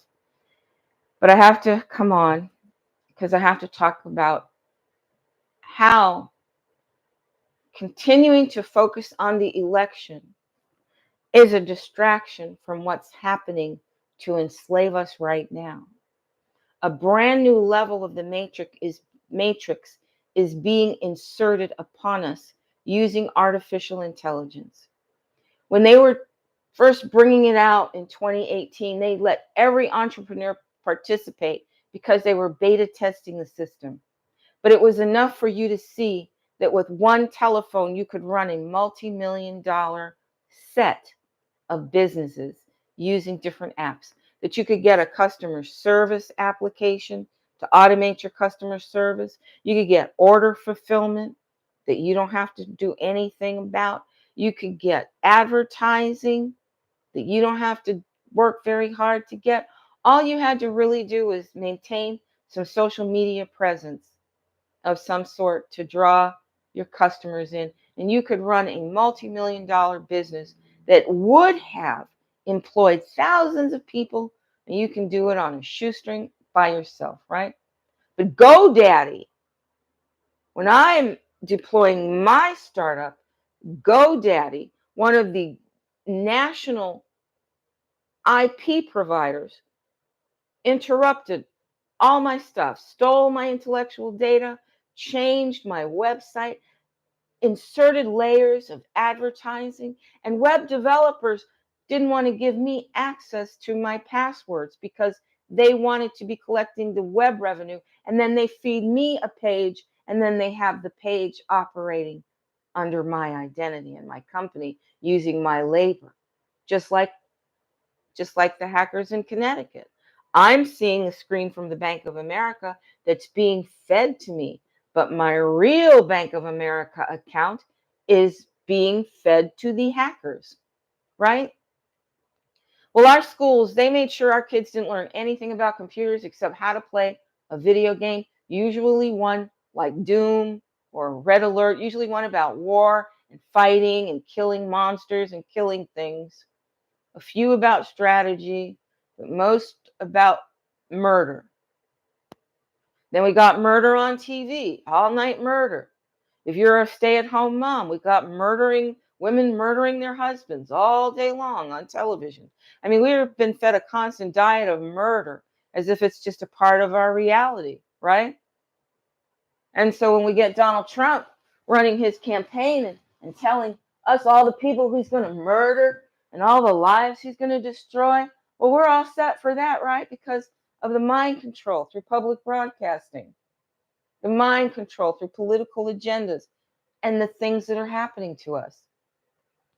I mean, do you ever hear any news about Chicago besides murder? And how much stealing do you think is going on in the ports of Lake Michigan? How much products from America do you think are running on the railroad and being shipped right out through Lake Michigan from Chicago, right out through the Erie Canal, right out to the St. Lawrence Seaway, right out to Sweden and Norway and Great Britain.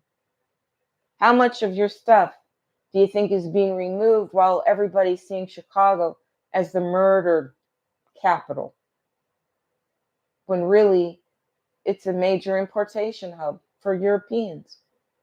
So this election, if we go on about the election, it's a huge distraction, because whether you get Harris or Trump, you're not going to get lower rents. You're not going to get decentralized medical care. You're not going to get job opportunities. You're going to get a continual oppression by the growing matrix. Now, I recently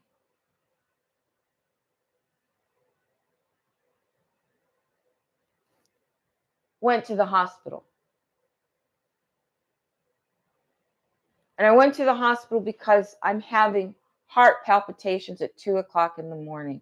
And I thought I was having a heart attack 2 nights in a row. Now,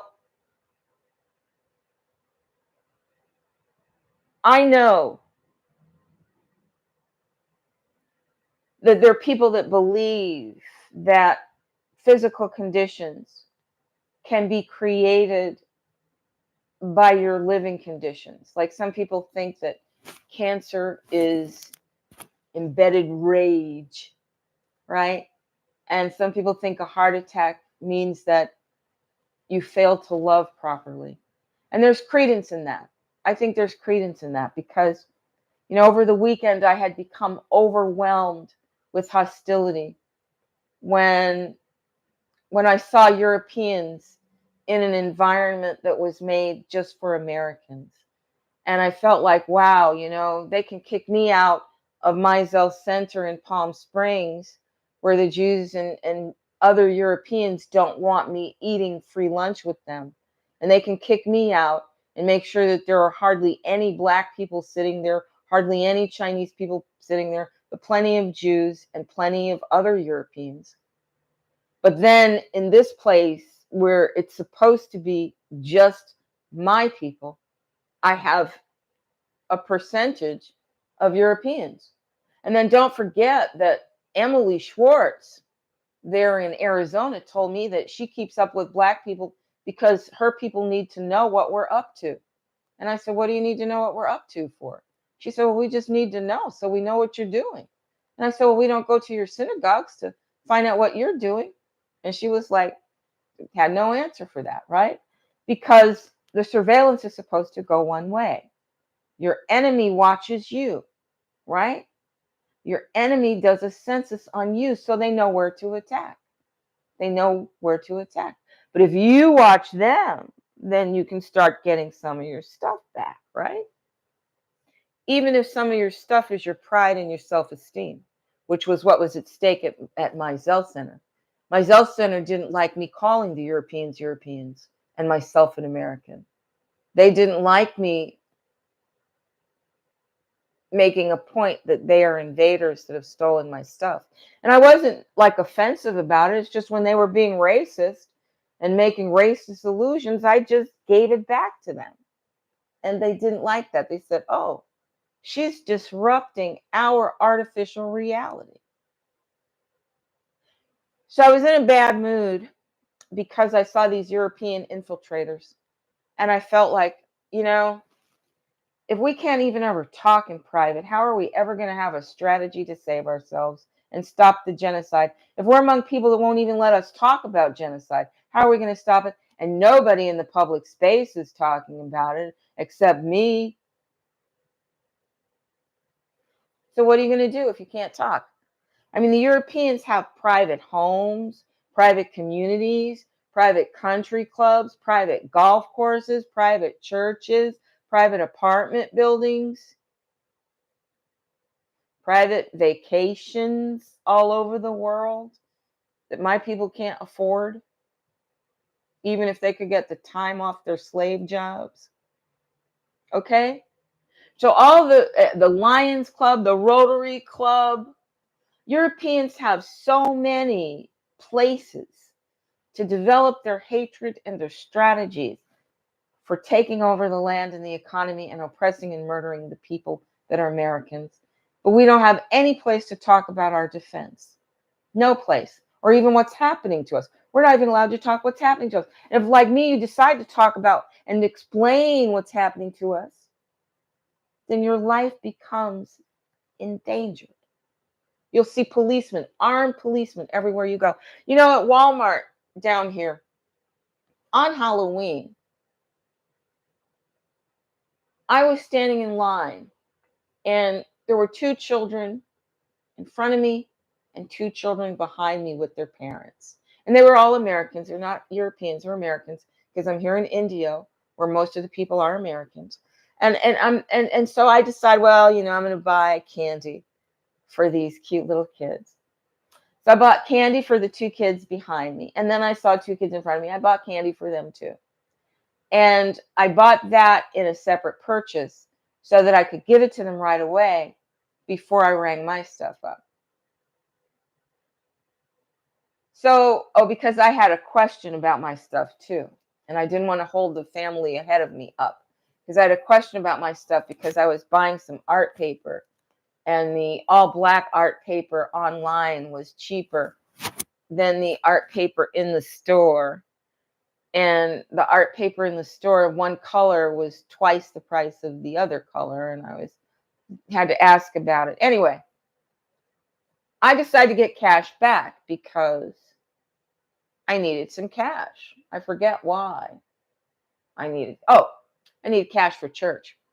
So I needed some cash for church. So I'm getting some cash. And so I get $60. They give me three 20s. And I leave the store. And I'm not rushing out of the store.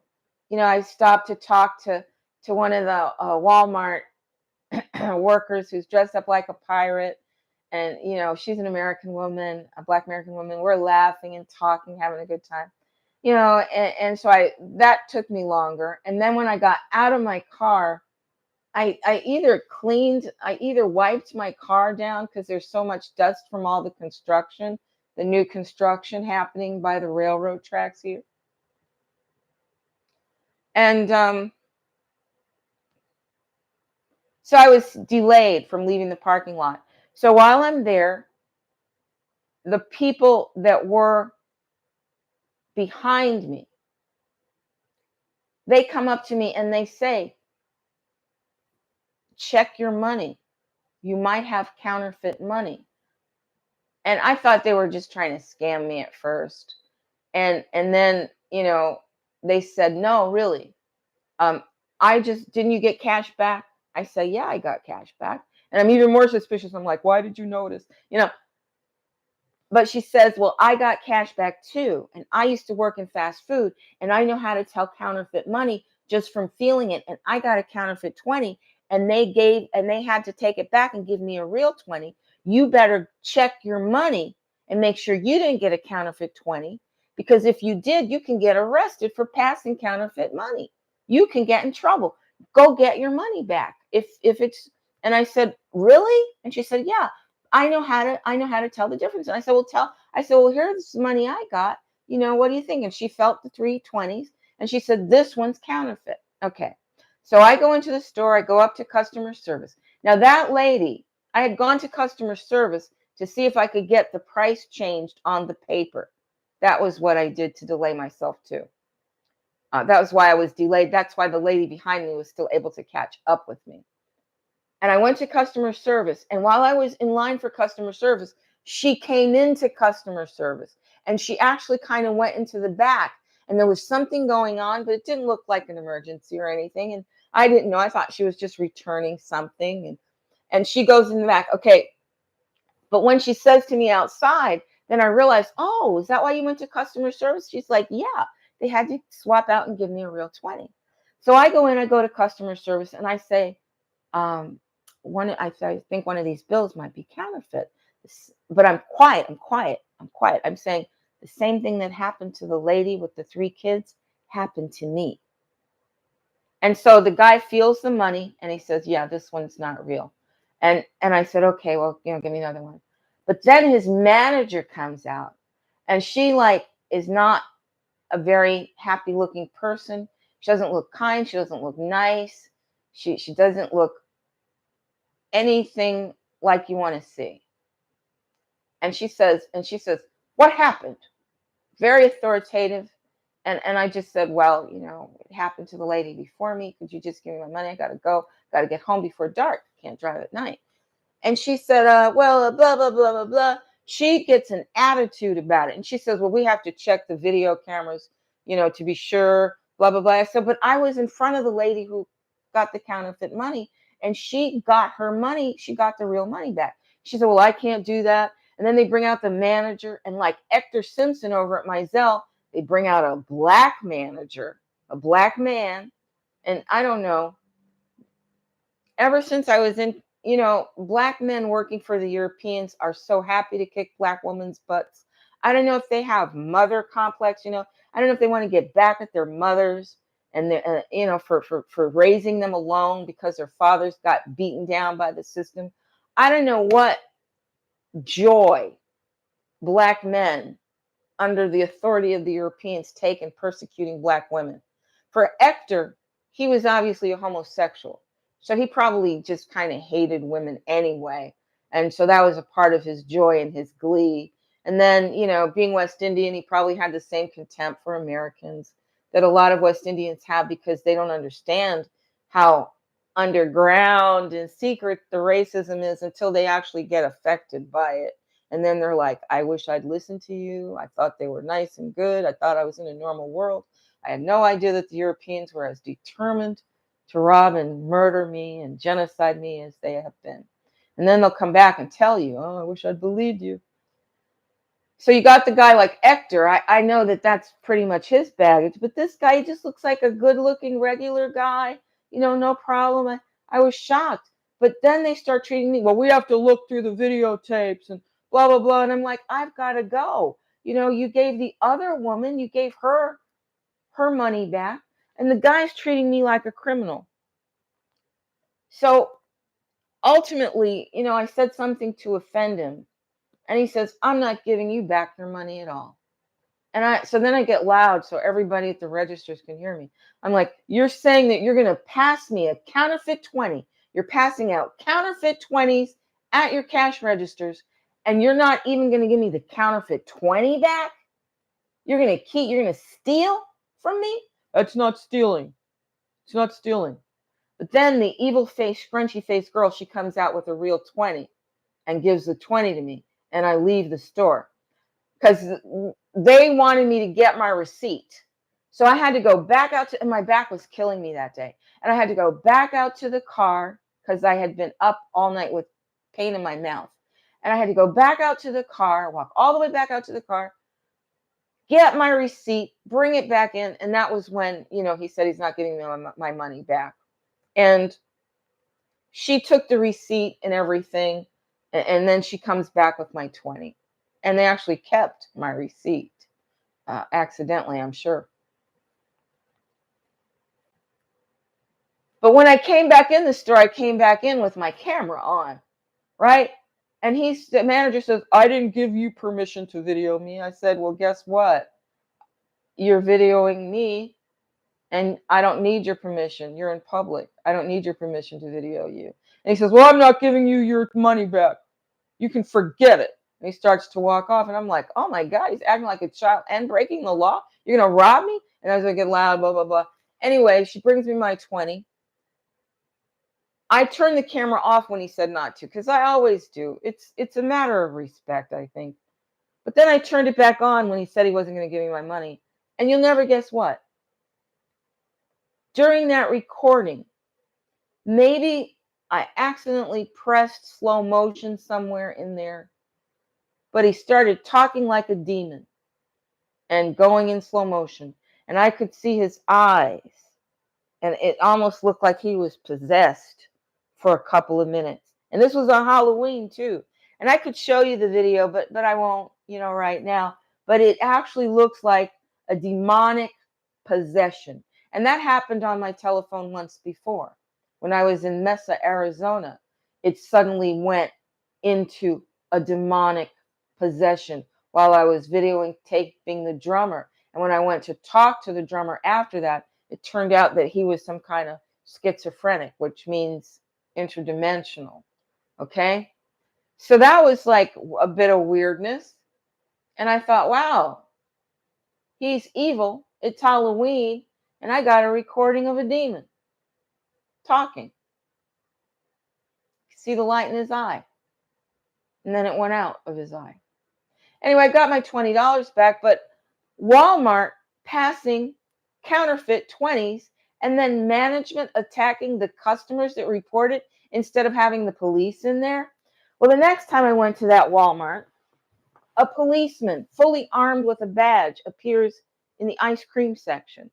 And he wants me to see him. I can tell he wants me to see him because he's moving kind of like this and he's not sure what to do. And I'm totally pretending like I do not see him at all. And then I go to the cash register and I'm checking myself out of the cash register, and the very same fully armed, uniformed, badge wearing policeman, you know, like the ones that tackled me in Memorial City, Houston, and threw me to the ground for being in a public parking lot that they didn't want me in because they had a surveillance center for private airplanes over here, and the hospital, the big 25-story hospital, was a front for smuggling, and I was there observing it. I wasn't documenting it, but I was observing the weirdness of the area as I sat in the parking lot of the mall trying to get some sun because my hotel room didn't have any sun. And they sent the Memorial City Police, the Houston Police, the constable, and the sheriff to have two grown-ass men, one black and one European, throw me to the ground. 63-year-old woman, 65, I was 65, I guess, 65 or 66. Throw me to the ground, handcuff me, and make me sit in the back of a police vehicle until all the other police show up. And there's, and I think some of the other police showed up to save me from those Memorial City police throwing me in jail like the Arizona State Troopers did. You see? So they know that when I see a policeman, my complex post-traumatic stress disorder secondary to European nationalist racism kicks in, right? And they want me to go into fight or flight mode and freak out, but I don't. Because complex post-traumatic stress disorder, you go super calm. You kind of dissociate. You go super calm. You let your agent take over. And the scared little you, the scared little baby inside of you, just shuts the fuck up. So this cop, he figures I didn't see him when he's stalking me by the ice cream. I didn't buy any, by the way. I'm on a diet. My family fed me so good, got me so fat that I've been walking so much that my thighs are finally not rubbing together. So I'm making progress because I'm not going to be fat again like I was on those psychiatric medicines. I don't like being fat. I don't mind when other people are fat, but I like to be fit. That's my I like to work to my dream body within the context of what I can achieve. Okay, so the police shows up the next time I go to this Walmart. And he thinks I didn't see him stalking me over there. So I get in line for a self-serve, right? And I'm at the one near the corner, off on the side, and the cop shows up right behind me with some things in his hand because he didn't have a cart or a basket. He's just holding some products in his hand. And he shows up behind me, right? So I turn around and I see him all big and bad with his brown skin, all big and bad. He's black or mixed or some kind of brown-skinned American. And there he is with this big badge and his big gun, looking mean. So I said to him, "Oh, officer, I'm so happy to see you. I was here on Halloween, and I got past a counterfeit 20. He said, "Well, why didn't you call the police?" I said, "Well, I just didn't have time that day. I was really busy." But you're the police, and judging from your badge and your gun, you're on duty. So I'm telling you now. Yeah, well, you need to call that in. I said, well, I'm telling you now that they're passing counterfeit 20s here at this Walmart. And he said a few more rude things, but this is what was a blessing from God. Watching the self-serve customers check out was a young man, looked like a high school student, a young European male. And he's standing close enough to hear the conversation. Right here, the cop's here. The young man is right behind him on an angle. The cop can probably see the young man out of the corner of his eye. And the young man's expression during this conversation gets increasingly wide-eyed and shocked because he sees me, a private citizen, reporting a crime to him, a public service law enforcement officer. And he's seeing the police officer talk to me with a great deal of personal hostility and disrespect. And he's seeing the policeman not take any action on the reporting of a crime. Okay? So I'm not sure how it ended, but I just finally said to the officer, I said, well, officer, you're here now. And as an officer of the law, I am reporting to you a crime here. And I don't really understand what you're saying, but I think that it might be a good idea for your precinct to be made aware of the crime here so that you can do what you need to do as law enforcement officers to find the criminals or prevent further occurrences of this kind of crime. Because passing counterfeit bills from a Walmart store and then have the management angry at the customers suggests to me that it might be an inside crime. And then the officer sort of mumbled something because now the kid is like, like, I didn't even believe this is happening. I don't even believe how corrupt this policeman is. Why is he being so mean to this nice, pretty lady? Why is he being like that? And the cop became aware of this. Well, the cop, with all these purchases in his arms, he walks away. And he doesn't walk away towards another cash register. He walks away towards the inside of the store because I'm at the last cash register on the edge. So it's obvious that his only purpose was to come stand behind me, that his only purpose in the ice cream section was to be seen so I would be frightened. Just like when two Fantasy Springs cops, all loaded with guns, appeared at the store I was telling you about before, where the bright lights were there that pierced my eye. And I went out without my sunglasses. And when I came back in, there was a hole in this contact lens, just like in Houston. So they're here. They're here too. There will be no escape for me. So there's no point in me being quiet so that you will also fall victim to these crimes of oppression. Okay, so I'm in bed.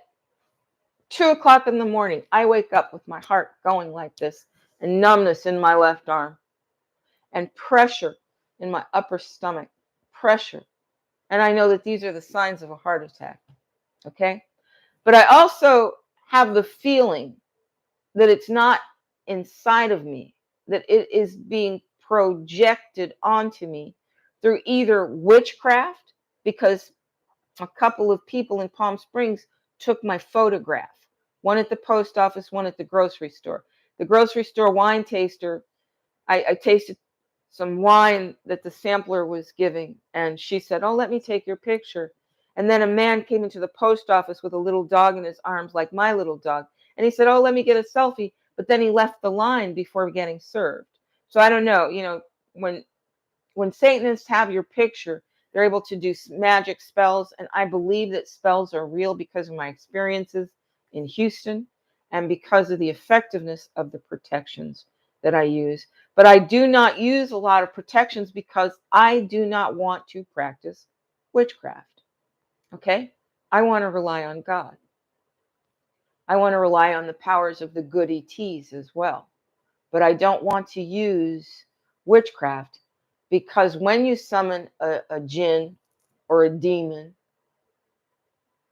to protect you, you create an obligation, right? Now, I do call on my ancestors to protect me. And I've got a lot of ancestors that were not very nice, and some that were witches, um, and effective with black magic. Um, but I don't want to take that route, but I have to understand that it's all under the domain of God. And it's like, it's like Chiron says, you have to protect yourself in the war you're in. So if I've got people casting spells using coven power, witch power, sorcerer power against me, for me to pretend it doesn't exist would be silly when I'm suffering the consequences. But I do not want to wield that power myself. You see, I don't want to get my hands dirty, I guess you could say, and I don't want to hire anyone to do it for me. And I pray for the protection of the souls for the people that do. Okay, but my role is connection with divinity. And I cannot practice witchcraft. I've done a couple of things and they work, but I don't feel right about it. So I'm not going to do it. I'm going to rely on God. But I could tell that this attack on me was a projected heart attack, that it wasn't organic, because I eat right, I exercise regularly, I meditate. There's nothing that would be causing me to have a heart attack. But I couldn't sleep for 3 hours, 3 or 4 hours, and it was very frightening. And, I was able to kind of pray my way through it, and listen to some frequencies that I would hope are not contaminated or and I just got through it. And then the next day, I didn't do anything. I didn't even leave this hotel room. I just rested because I was so drained. I've been so drained of energy for so many days now. So then the next night, it happened again, 2 o'clock in the morning. That must be when they meet. I wake up, my heart is pounding, my left arm, only this time it lasts all the way through the morning and through the day. So I let my family know, and they said, you're going to have to go to the emergency room. Now, my Medicare just got activated, and I only have hospital coverage. I don't have the Medicare B yet. And when I applied for Medi-Cal, they decided to change the rules and take the money that my family contributes to pay my housing and food. They decided to count that as income, unearned income. You can't have unearned income because the definition of income is money paid as wages in exchange for goods and services.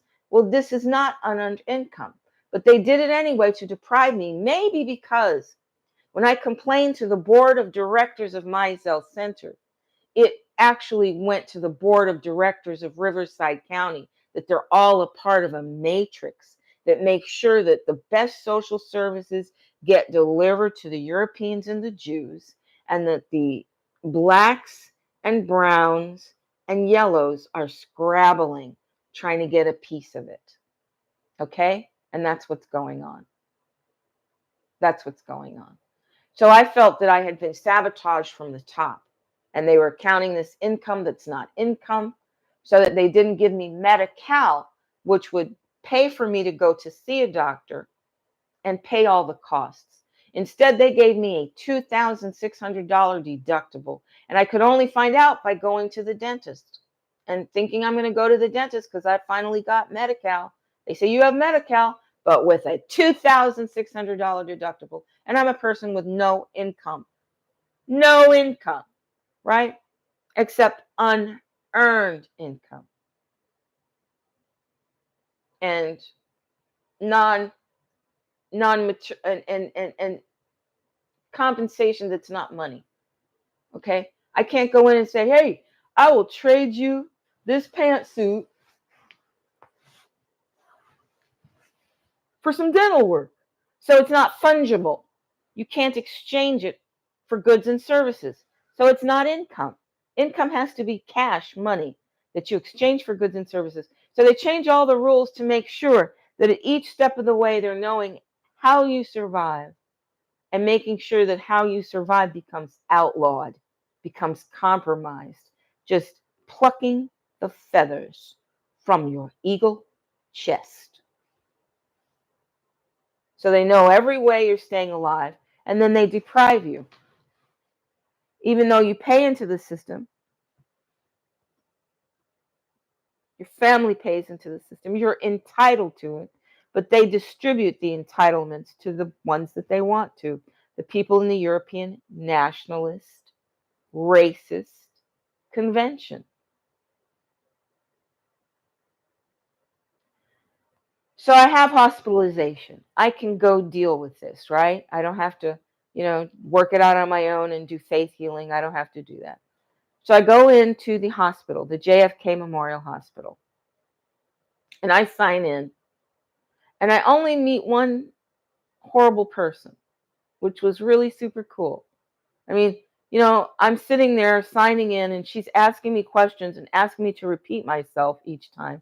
And I repeat myself each time. And then I volunteered some information, and I asked her, did she hear me? Because she kept asking, and she says, of course I can hear you. You're right there. I'm like, well, I didn't say anything, because I'm not going to argue with everybody on the evil team. But, I knew that I was going to be encountering evil people because my family coached me before I went in, so that I wouldn't be triggered and talk rudely and have them say, you get nothing. You get nothing. No soup for you.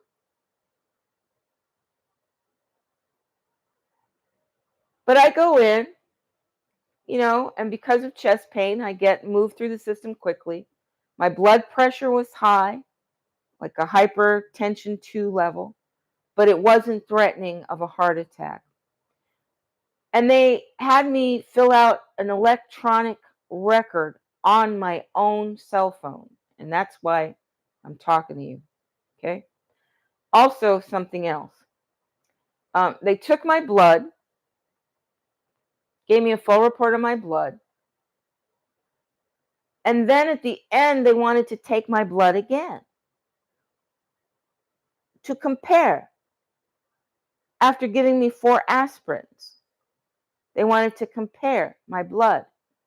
But why would you take my blood once, 4 big vials of my blood once, and then come take my blood again at the end of my sitting in the emergency room? Nothing about my biological state really changed that you would want to take this blood if you give me that 4 aspirins to bring my blood pressure down in the emergency room. Why would you need to take more blood unless you wanted my blood like a vampire? Because my blood test came out pretty good. Well, the only problem I had a little low potassium. Okay.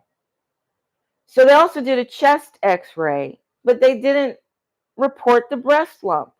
They said they didn't see a breast lump. Well, I can feel it, but they said one chest x-ray. And I think that they probably just took my heart. I think that where the lump in my breast is. But my doctor, in my family said that if I had breast cancer, I'd be dead by now. So it must not be malignant, this lump in my breast. Even though it hurts, it's not malignant. So who knows what that's about? Who knows what that's about? Who knows what that's about? I don't know. And I can't go to a doctor because I don't have any medical insurance. So they asked me for my medical insurance and everything. They do the chest x-ray. They look at my heart. They say my heart looks normal. My heart looks normal. My blood is good. No, no high triglycerides or cholesterol. My blood looks good. Everything's cool, right? But it's getting late. And I have to go drive back. and I left my service animal with one of my new friends from church. And I had to get back to her house, which wasn't far from the hospital, to pick up my service animal and get home before dark. And it gets dark at 4:30, 4:45 now, and it's 4 o'clock. So I go up, I say, about how long will it be? Because I can't drive at night. So I snuck out, okay? I snuck out, and I was back within a half an hour. I snuck out and picked up my service dog. And it was cool enough outside for me to leave him in the car with the roof open, because it's like, 70 degrees or something. Cool. And 70 degrees in a desert is cool. People are wearing coats out here. Okay, so it's cool outside, 70 degrees here. And I leave my service dog in the car, and I go in, and they say, "We called you already." And I said, "Oh, well, I just went outside because, I can't drive at night. I just had to go outside." And they said, "We looked outside." And I said, "Oh, well, yeah, okay." And I didn't want to tell them anything. And then the phlebotomist comes out, and he says, "Well, we took you out of the system. That's what we do when people leave. We called you, a couple of times. You didn't show up." I said, "Oh, well, they said it would be about a half an hour, and I just stepped out. I had to worry about driving at night." And he says, "Well, your x-rays were fine, and your blood work came out fine. We were just going to take more blood to compare." And I'm thinking, whew, I dodged a bullet on that one, because I don't like them sticking needles in me. I don't know what they're putting in, and I don't think that they need that much of my blood. But I guess he said they were looking for an enzyme related to heart attacks. Well, if you didn't see the enzyme the first time, what makes you think you're going to see the enzyme the second time? So I thought this second taking of my blood was superfluous anyway. But while I was waiting, I was told to fill out a medical registration. And a new company, a separate company, a privately owned company, privately owned with a board of directors, everything. They created this questionnaire and this contract.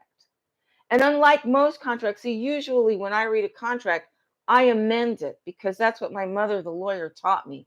If it says that the doctors can treat you any way they want to, they can give you anything they want to, they can do whatever they want, I might add to that with my approval first. Okay? But this was all done by AI. Are you hearing me, people? First, they took all of the independent doctors who could decide who they would treat, how they would treat, and how much they would charge. They took all of those independent doctors and they put them into an association for the price fixing and the standards. Then they took all of those doctors and made them take all the same tests to get board certified. And they made them uniform like that. Then they took all of those doctors and they made them work for business majors in HMOs. Okay? So instead of patient to doctor, now you've got patient to corporation, right? So the slow progression of the removal of private agency from the hands of the doctors and the hands of the patients, it's been a slow movement. Each generation, they take a little more, right? And then it got to the point where they can say, there's an epidemic and everybody must get vaccinated. And everybody believes it. Everybody goes for it. Everybody goes for it. And they start attacking each other if they're not vaccinated. And they start wearing uniforms to protect themselves from patented diseases. And then they take injections that have been reported about extensively on Before It's News. Okay? Extensive reporting on the vaccination process. But to me, that was when they knew they had the patients completely under control, that they could make patients, and that's everybody at some point in time, completely obedient to the medical system, right? Well, now they've got AI. And AI will tell you the contract and give you absolutely no opportunity to amend the contract. And if you do not agree to that contract, you will not get medical care. You will not get medical care unless you surrender all of your rights. But then they'll give you a patient's bill of rights as a separate document. So you got one document that says you pretty much have no rights. They can do whatever they want to you. They don't even have to tell you what they're doing. You can't complain. There's no guarantee it'll work out, but you're a guinea pig, you're a subject, you're a slave, you have no rights. And then they'll give you a separate document that says, well, here are your rights. You can say no, okay? But you're there at their mercy because you're not a professional. You're not a doctor. You don't know how to fix yourself. But now they've made it so that even if you've gone online to learn about stuff, you can't contribute to the process. You cannot contribute to your treatment. And through looking at my online medical records, they put all my medical records online. And the next morning, a call came through my phone. And that call should not have come through my phone because my phone blocks unknown callers. But a call came through my phone, and when I put the phone number in, it just opened up a page about Connecticut Behavioral Health System. So that was a message to me that the guy who had hacked my computer, who was all involved with Connecticut Behavioral Health, that he got hold of my medical records. And somebody made a call to me and said, hello, I'm calling about your business account with Google Health. Urgent, we need to contact you urgently. Okay? Google Health? I didn't even know what that is. But then, of course, I'm going on Safari to look it up, which is another way to find me and find my IP address, because the IP address of every site you search appears on that site's internal records that most people don't even know exist. But I've been in the computer industry since the 1980s. So I remember when people like me could get access to those records. Not anymore. Not anymore. Because there's power in that information. There's power in that data. There's power in you not knowing that somebody knows exactly where you are, exactly what your machine address is, exactly what your IP address is, and that they can access a database that says who owns that machine. There's power in you not knowing that. So I got 2 calls probably from my team that let me know, oh, yeah, your online records, well, they're a part of the cyberspace cloud on you now. We got your medical records, Silver Rain Runningcloud. We got your medical records. Okay? Because those were 2 unusual signal events. And this is why I think that this guy, who might be the CIA who was hacking the computers, this is why I think he might be a good guy. Because I can't imagine who would have sent me that message except him, the first message. But the Google Health message, well, that's the Google spy machine. That's the Google spy machine. Okay? Letting me know, oh, we got your medical records. Now we want to verify your phone, find your location, so we can send those rays that give you a heart attack directly to your resident, to where you're staying. Okay? See the power in that? You don't know. How'd they find me? Oh, because you're carrying big signs. I went to the private website where they're collecting all this medical information to see if they would give me an opportunity to amend or revoke that contract that I signed under duress because I needed the medical care. And I should have done, electronic signature. I signed it, in small letters with beneficiary or rights. I put beneficiary, but they didn't leave me enough room to put all rights reserved. They didn't leave me enough room to even put beneficiary. I had to abbreviate both in the signature that I signed to protect myself, like David Miller and Mark Christopher and Brandon Joe Williams suggest giving that signature. Maybe even Christopher Hauser, I'm not sure. I didn't get that advice from him, I don't think, too, but I might have. Okay? So everybody who's trying to wake people up to the fact that you are not a citizen of the Washington, D.C. Incorporated private corporation unless you opt in. Well, I had to opt in into having my medical records confiscated by a private agency. And at the very top of that agency, there's a Jew. Okay? The legal department, all women, and the only black woman. Because the legal department is there to beat up me and you. So they got to have a black woman in there so that when a black woman comes, they can say, oh, well, see how wrong you are?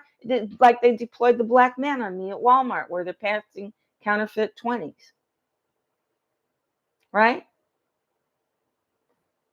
Gee, I hope there are no consequences. I hope I can still shop there because there are not many Walmarts in this area. I hope they don't poison me, But these are the consequences of telling the truth. Okay? And you can see the police are already following me and trying to intimidate me and trying to threaten me just by showing up with guns and badges to remind me of how many men with guns and badges knocked me to the ground or threw me in jail or violated my rights, right? And in Arizona, some of that started because you were a Trump supporter, the Trump 2016. But Trump supporters these days listen to country music. That was a part of the code that said racists apply here, British investors apply here, Europeans looking for money from America apply here, because I got the country music going on.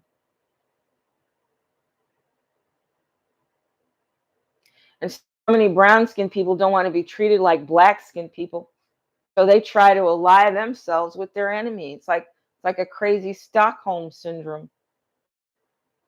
I mean, I heard somebody, attribute to a lack of education, but there's also a great deal of hostility towards outsiders, and that includes black people in that community because of what they suffer and the encroachments upon them. But they're not going to win because the enemy's coming up around them and trapping them with the same things they trapped us with. But since they won't talk to us or treat us like people, there's no sharing of the intelligence. It's crabs in a barrel. And it's even mind control too. It's even mind control too. Because how would I get into my mind? I'm communicating telepathically with the good ETs that entered the atmosphere in 2017. And then I start getting inputs from the Nazis to confuse me, to keep me from exposing Elon Musk earlier in the game, making sure that I don't find out about him till a lot of time has passed. Well, after they put me in jail, my stomach started to swell up like I'm pregnant. And I don't know exactly what the Jews did to me when they kept me in that jail, but they did something to hurt my health, to hurt my body, to cause me pain after my back was broken. And I don't know if it was inhalants through the air but I'll be glad when I get cured of this, because this is not weight from eating, this belly that I've got. And I get a lot of pain there, and sometimes it even seems to have a heartbeat of its own. So I don't know if they put an alien inside my body and I'm like the home and environment, but they've done something to disrupt my health. And this heart attack is just the newest, latest thing. Okay? So the night after I went to the emergency room, I slept just fine. I didn't have any problems sleeping. But when I was napping this evening, the heart attack symptoms began again. And I started thinking, well, there's not really anywhere outside. There's a warehouse that's not really a warehouse across the street. And there's an interesting electrical system here.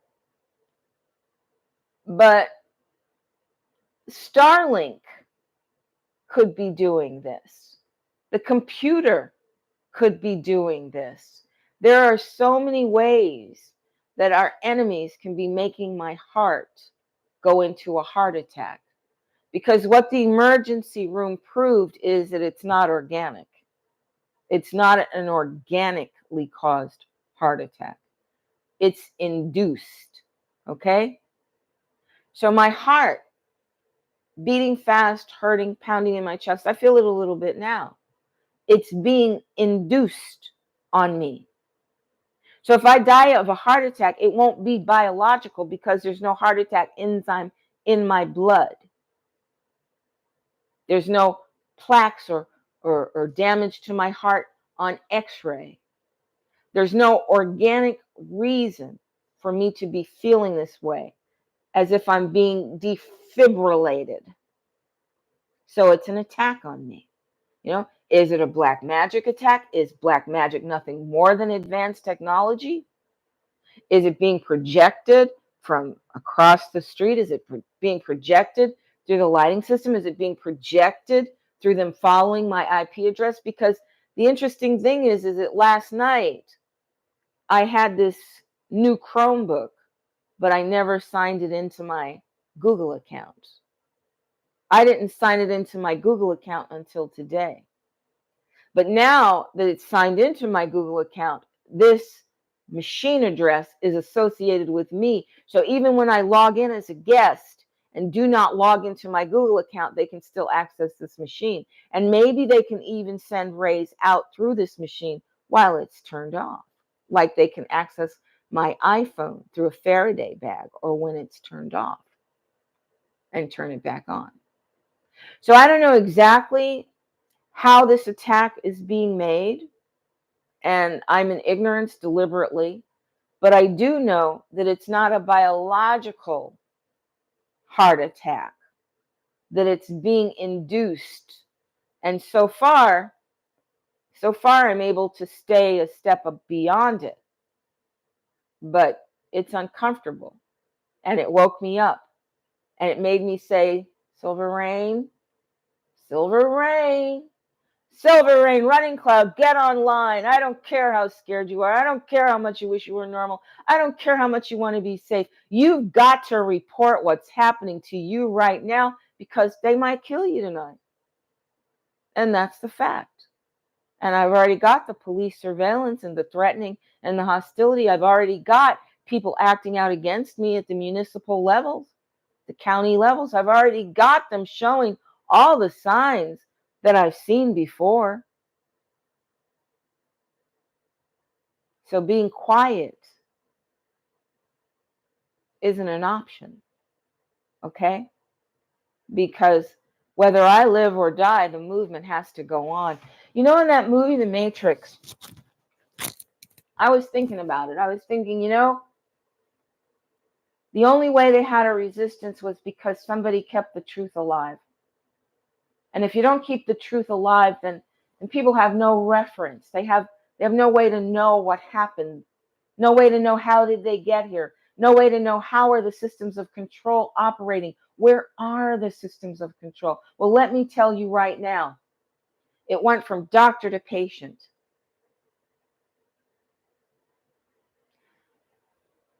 To patient to HMO. HMO to the pharmacy. And now you've got software taking your rights from you, creating you as a citizenry of a private organization that has control of your medical records. Do you know how much power that is? Those are not doctors. Those are not trusted agents. Those are not angels from heaven that love God. Those are Jews, Europeans, and 2 Negroes. And I think an East Indian or 2 and a Chinese. Okay? All the rest of the people on that company are Europeans. And I don't know about you, but I know what Europeans have done to me.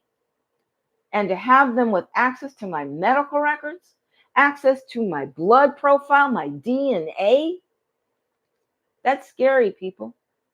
And you're going to go into the emergency room and you're going to be feeling terrible and you're going to use your cell phone, which locates you, to access their website, that connects you to them in the network. And then you're going to spend several minutes, which gives them plenty of time to access your data through the telephone. And you're going to say, I give up all of my rights to you, to the doctors working for you. And you can have my medical records and you can share them with whomever you like because the hackers already got them. And you already got them. And I'm sure you got another business on the other side. Okay? If they get all the DNA of all the people, what do you think they'll be able to do? Whatever they want to. Okay? Whatever they want to. They'll be able to design a virus custom made for you if they don't like what you're saying. So when I saw this document, I just, you have your guard down when you're looking for people to help you recover from a life-threatening situation. Part of me feels like, well, God, if the world is going to be run by the Europeans, let me die. Because I already see what this is like, and I don't like it. If the European nationalists are going to run the world, then it's not going to be any place that I want to be. So, just make it as painless as possible. But I've already been in pain for over a year, with the slow way they have me dying, right? And if I count the pain of economic destruction, it's even more, isn't it? So now I've got Honda hiding their records from my credit report because they don't want any proof that I can sue them. But I can't sue them, can I? And I certainly don't want to provoke them because it turns out my credit is better than I thought. And with a little adjusting, I'll be able to get a place to live. And that's wonderful if I want, But if I get a place to live, I'm a sitting duck. At least in a hotel, I can flee. Not that I can flee to any place safe. Because wherever there are European nationalist racists working for the United States Corporation and the takeover in the Cold War, I've got enemies that are willing to do whatever it takes to take me out, to torture me, to try to assassinate me. But we have a team too. And I can't always tell my team from their team because sometimes my team is wearing the same uniform, only better. So thanks, good ETs. You're doing a good job. I wish you could protect me completely because they're hitting my heart right now. They are. And it's not biological. The hospital tests prove that. Okay. So then I sneak out to pick up my service animal. I come back and the phlebotomist tells me we were just going to take more blood to compare. And I'm thinking about that. I'm thinking, you compare what? Compare what? What are they really trying to get more blood from me for?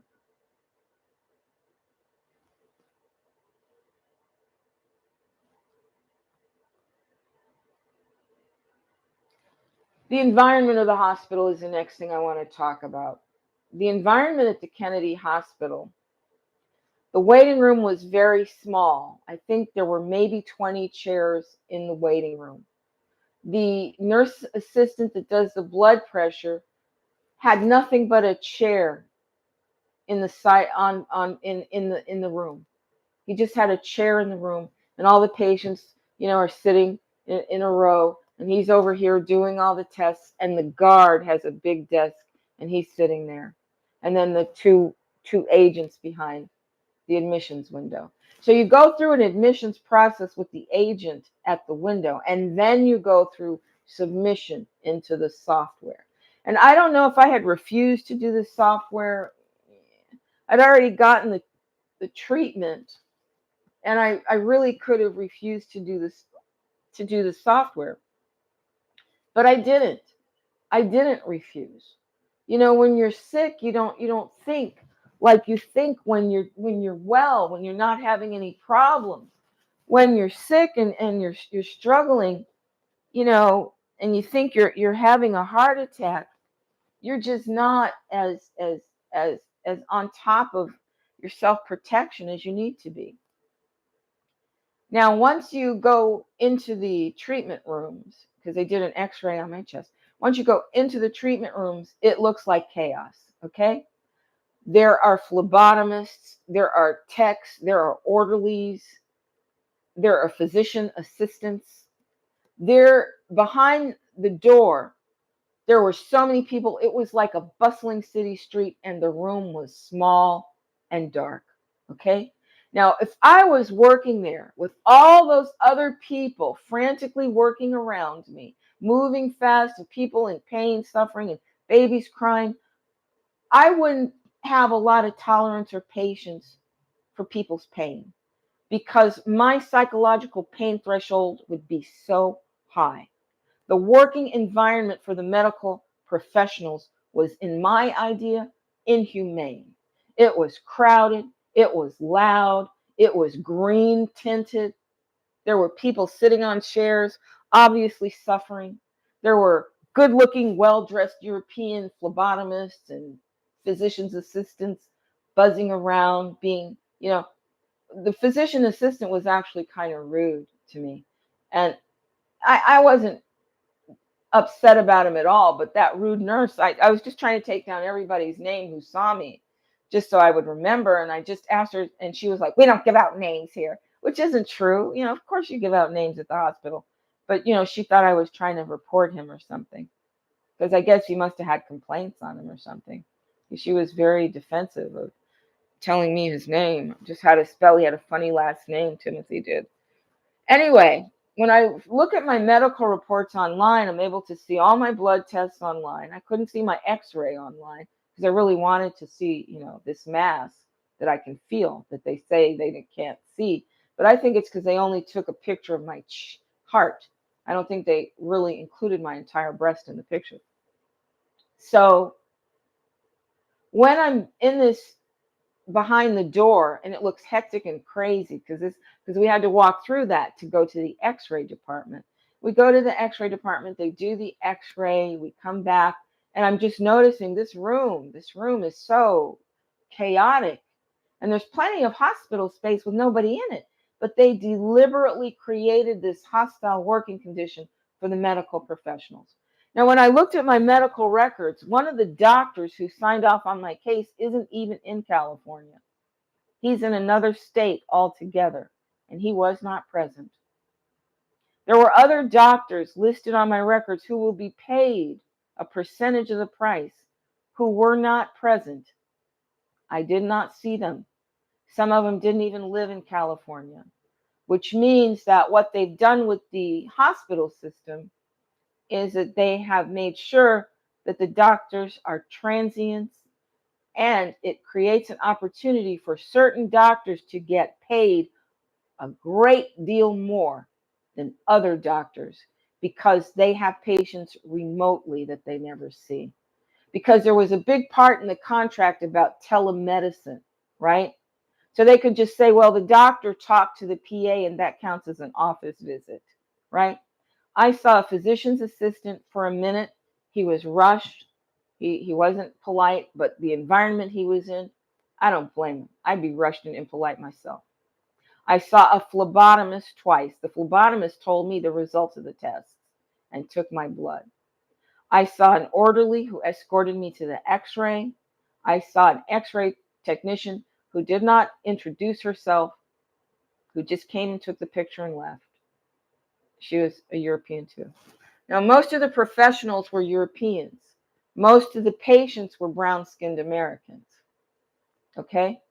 And yeah, in fact, except for reception, all the professionals were European and much better dressed than their patients. Okay? And not one medical doctor did I see, but a medical doctor is included in the billing record from this private agency. Now, this private agency then might have the power to assign the doctors across the nation, maybe even globally. We don't know. We just know that they are behind the scenes and they have amassed access to records that give them incredible power over individuals. So it's like the matrix grows and grows and grows bigger and heavier to oppress the people. and the rights and privileges of the people become smaller and smaller. And the ability of the power structure to identify, isolate, and attack individuals like me becomes greater and greater and greater. And I think that's why Courtney Brown, in his November 7th summary of Farsight Institute with Aziz Brown, I think that one of the things he said is that the longer it takes to get to disclosure, the fewer people are going to have freedom of speech. And it's because of what they're doing to us. It's because of what they're doing to us. I don't want to speak out. I don't want the people around me to know what I've been through or what my perspective is. I want them to treat me like I'm normal, not like I'm a crazy. Okay? It's not going to be my reality. Okay? So when Courtney said that, that there's going to be less and less transparency the longer we wait to let everybody know beyond a doubt that the good ETs are here and they can help us fight an enemy that we cannot get under or around or through or over, an enemy that operates in secrecy, right? Behind the scenes, authorized by one government, one agency, one European nationalist organization entity after another. And they link up, and they create the complete matrix in a hierarchy that we can't even see.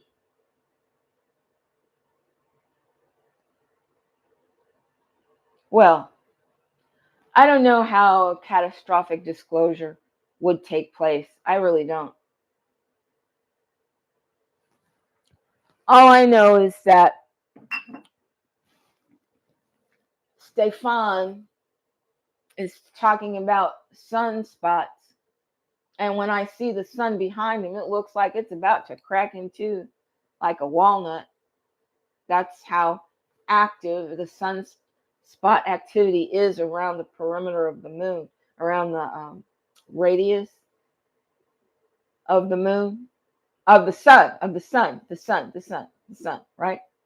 And I see Gina Marie on her channel calling the explosions from the sun cube spaceships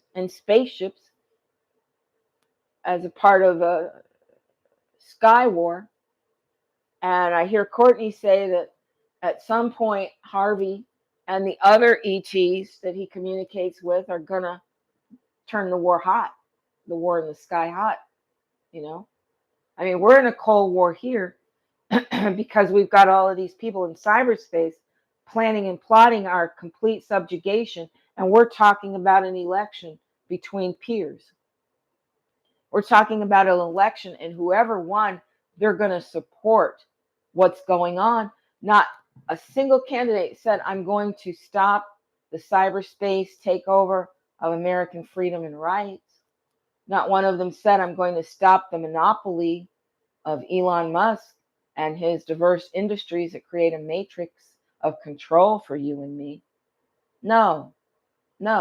We wouldn't need his little foldable houses if he'd stop stealing our land. But that's the Nazi plan, I mean, disclosure would have to reveal the Nazis and the Earthian collaborators and, the vampires, the adrenochrome takers, the pedophiles like Puffy and Epstein and the ones under Epstein. I mean, it would be a big shakeup, but I think that so many people are suffering now that a big shakeup would be exactly what they want to see, especially if it loosens up some decent housing. Okay? If you've got billionaires with a house in every country and these houses are in protected communities and these houses could be turned into multifamily dwellings for homeless people. Well, what do you think is going to happen? You think that the people will continue to let these so-called billionaires continue to rob us? You think we're going to let a new generation of billionaires bloom up in the medical industry with these automated contracts where you have to give up all your rights to see a doctor? And there's no alternative. It's not like there's going to be another hospital where the doctors say, guess what? We don't get board certified. We don't do all that stuff. We don't get payoffs from the drug companies. We don't do all that stuff. We don't go for drugs over intelligence. We don't do that stuff. We don't go for making sure you become a part of a medical economy that is so predictable that it can be an investment for investors. We don't do that stuff. We love you. We treat you. We're loving and kind. We're here because we're healers, and we're healers because we love you, and we want you to get better. We don't want to be sure you're hanging on and on and on and on, dying when you don't have to be dying, shooting you with bioweapons that give you diseases. We'll give you diseases. And once we get your DNA in the global database, well, when I visited the website for this company, I found that their entire website is catered towards the hospitals and the providers. They had absolutely no information for consumers, no way for consumers to communicate with them, only sales and corporate communications. It's a business to business, and you are the product. Your body fluids are the product. Your medical records are the product. You're being confiscated. And you showed that you were willing to consent with the COVID vaccines. That's when we all said, hey, whatever you say, doc. Because we know that, we don't know anything about medicine and healing. Okay. I think that covers everything I wanted to cover. I hope they are not able to induce a heart attack in me. I'm so grateful to be away from the FEMA camp and to no longer be the subject of bioweapons testing. I hope that the people that watch Exopolitical diplomacy from all planets and all timelines and all realities and all dimensions, I hope that you all documented the things that they're using to hurt us and have the cures. It seems that you're using the cures on me, but now I'm being faced with a new weapon, and new for me. I heard Bill Mount say that they tried to induce a heart attack in him, and he's still here. So I'm pretty sure I'll still be here too. And you can see I'm all guarded up with my evil eye, which is a very important symbol among the Arabs for warding off evil. And then you see I've got my, is it called ozone? What's this thing called when you have resin and pressure and crystals and a copper thing in it? People make this. It's to help ward off electrical and electromagnetic attacks on you. Organite? Yeah, I have my organite pendant. I've got this Padre Pio cross straight from Italy. Someone brought it to me from Italy, from Padre Pio. And I've got my prayer beads that have so many of my prayers I make with these beads. Not all of them anymore, but a lot of my prayers I make with these beads. So I have an evil eye bracelet, but I don't have it on right now. But I'm using as many symbols of divinity to ward off evil as I can. But I can't stop rays from invading me and causing pain in my heart that could create a heart attack in me. But if you're suffering from something similar, and it could be that you are also being attacked because you're doing good and holy work. They could be attacking you like they're attacking me. So I guess I was going to do this broadcast in the morning, but I had other chores in line that I had not addressed because of the weakness that I've been feeling, and because I did go to the dentist, and I had to have those two teeth extracted. But I went to the dentist in Mexico. Yeah.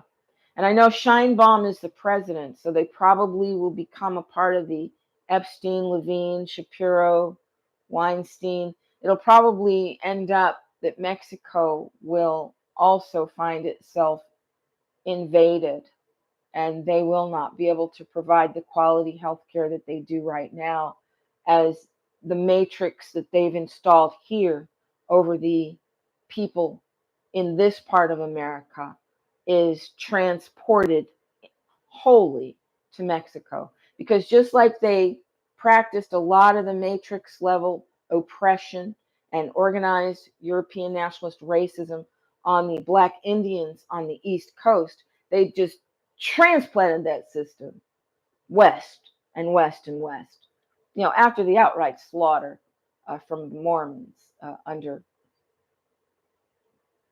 that fellow who was a reprobate. He was the founder of the Mormons, was banned in East Coast cities. They tarred and feathered him at least twice for being a snake oil salesman and duping people and murdering people. So he was the perfect person to go on the Oregon Trail to murder the Indians and to make sure that people didn't find out that the drought was not natural, the drought that killed so many Arizona, Colorado, Utah tribes, New Mexico tribes. That drought was not natural. You know. So here we are in the Cold War. There's the ground war between the citizens and the private corporations. And there's the sky war that we don't know much about right now. But I hope that we win. And I hope that the good ETs will get on my case and stop this terrible pain in my chest, because I'm tired. I can't really sleep, and I'm full of fear about this new attack on me. And I'm tired. I'm tired of the war, But what commander doesn't get tired of the war when they were recruited into command? I'm not a person that grew up wanting to be military. I didn't grow up wanting to fight. I'm a peacemaker. I'm a loving peacemaker. I I bring people together. I show people how to get along. But when your enemy is right beside you and they're stealing your stuff and they're attacking you with weapons, stealing your health, stealing your life, hurting your soul, damaging your spirit, making it so you don't see how you can survive, well, then you have to become a warrior. And if you can be a commander, you have to become a commander, because otherwise you die. And we all know, if you die, if there's such a thing as soul recycling, your ass is just going to come right back here. And they'll be farther ahead in making sure you get nothing but the work and the bill. Well, this is Commander Silver Rain Runningcloud. Over and out. Thank you so much for joining me. I appreciate your time.